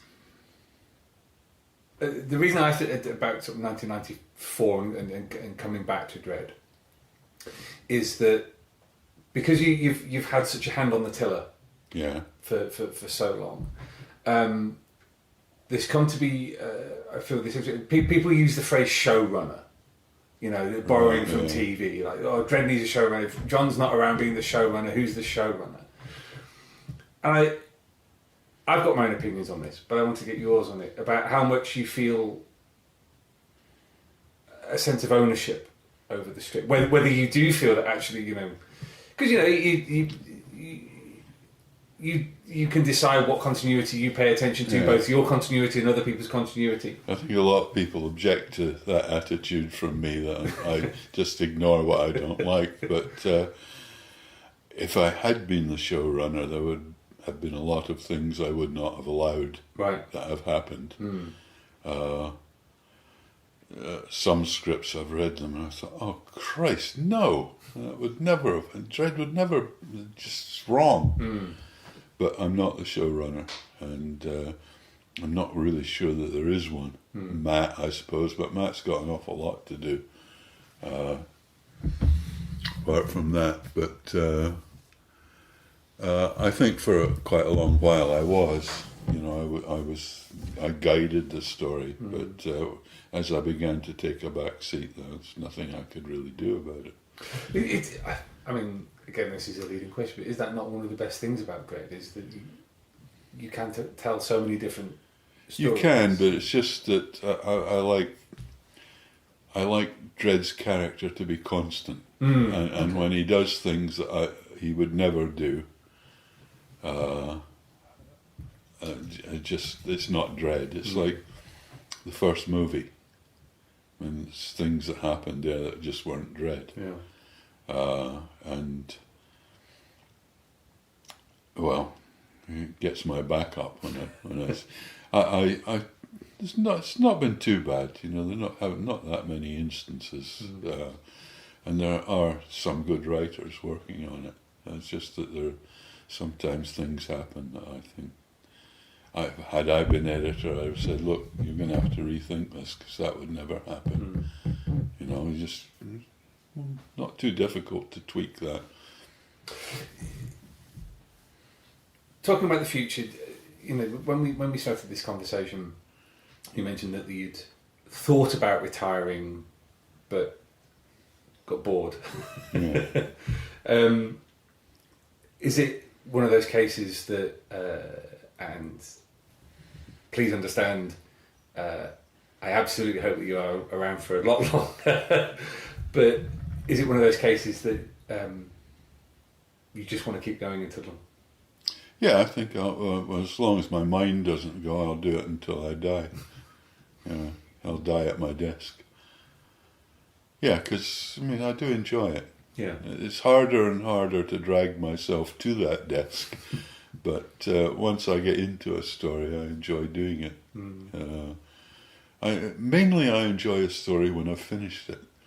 Up until then, it's hell, you know. But when I get to, you understand that. Yeah? Yes, yeah. Well, it's a very old thing about artists like making art, writers like having written. Yeah, that's right. Yeah, you understand that, especially as you're backing up against deadlines now on your own book. Very much so. Yeah. It's the way I work, partly because I'm never sure I'm going to be able to. It's like running before the wind. You're never really sure I'm going to not founder.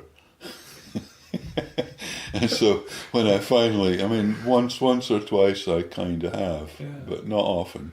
But it's when I see that finishing line in sight and actually, okay, we're just about there. That's when I start feeling good about it. And when I put the last period on the script, that's great. I think, oh yeah, that wasn't too bad. That worked out. Never thought it would. Is it ultimately because you're an intuitive writer that it's about how you feel about something rather than necessarily analysing the forms of it? And, I don't think too much about the writing process. And I couldn't. I would be terrible sort of doing a how-to book. I'd say, well, start with an idea. And where do you get that? I don't know. Well, I wanted to add, you know, a fair few members of that kind of, let's use this phrase advisedly, the golden generation of like the late 70s of comics have done their memoirs. Is there a John Wagner memoir in the works? I couldn't. There's things I would never tell people, and I couldn't do an honest memoir without telling them I've been bad.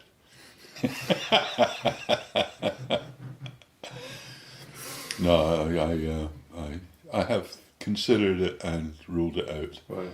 So there will never be one. Well, then let these interviews stand as the closest we'll get then. Yeah, it will be. You'll have to tell me the stuff once the. I couldn't. I wouldn't tell it to anybody. Ah, damn it! Too many things. The obvious question now is looking back on 52 years of a career.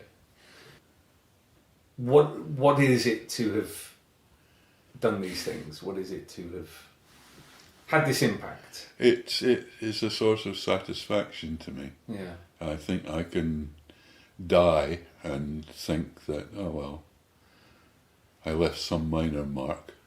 You know, my life wasn't wasted. Yeah. I gave enjoyment to a lot of people. I created things that I've been proud of. I never, when I started out, I never imagined doing that sort of thing. I never imagined creating characters and stories. And back at DC Thompson's, I was just a hack sub-editor.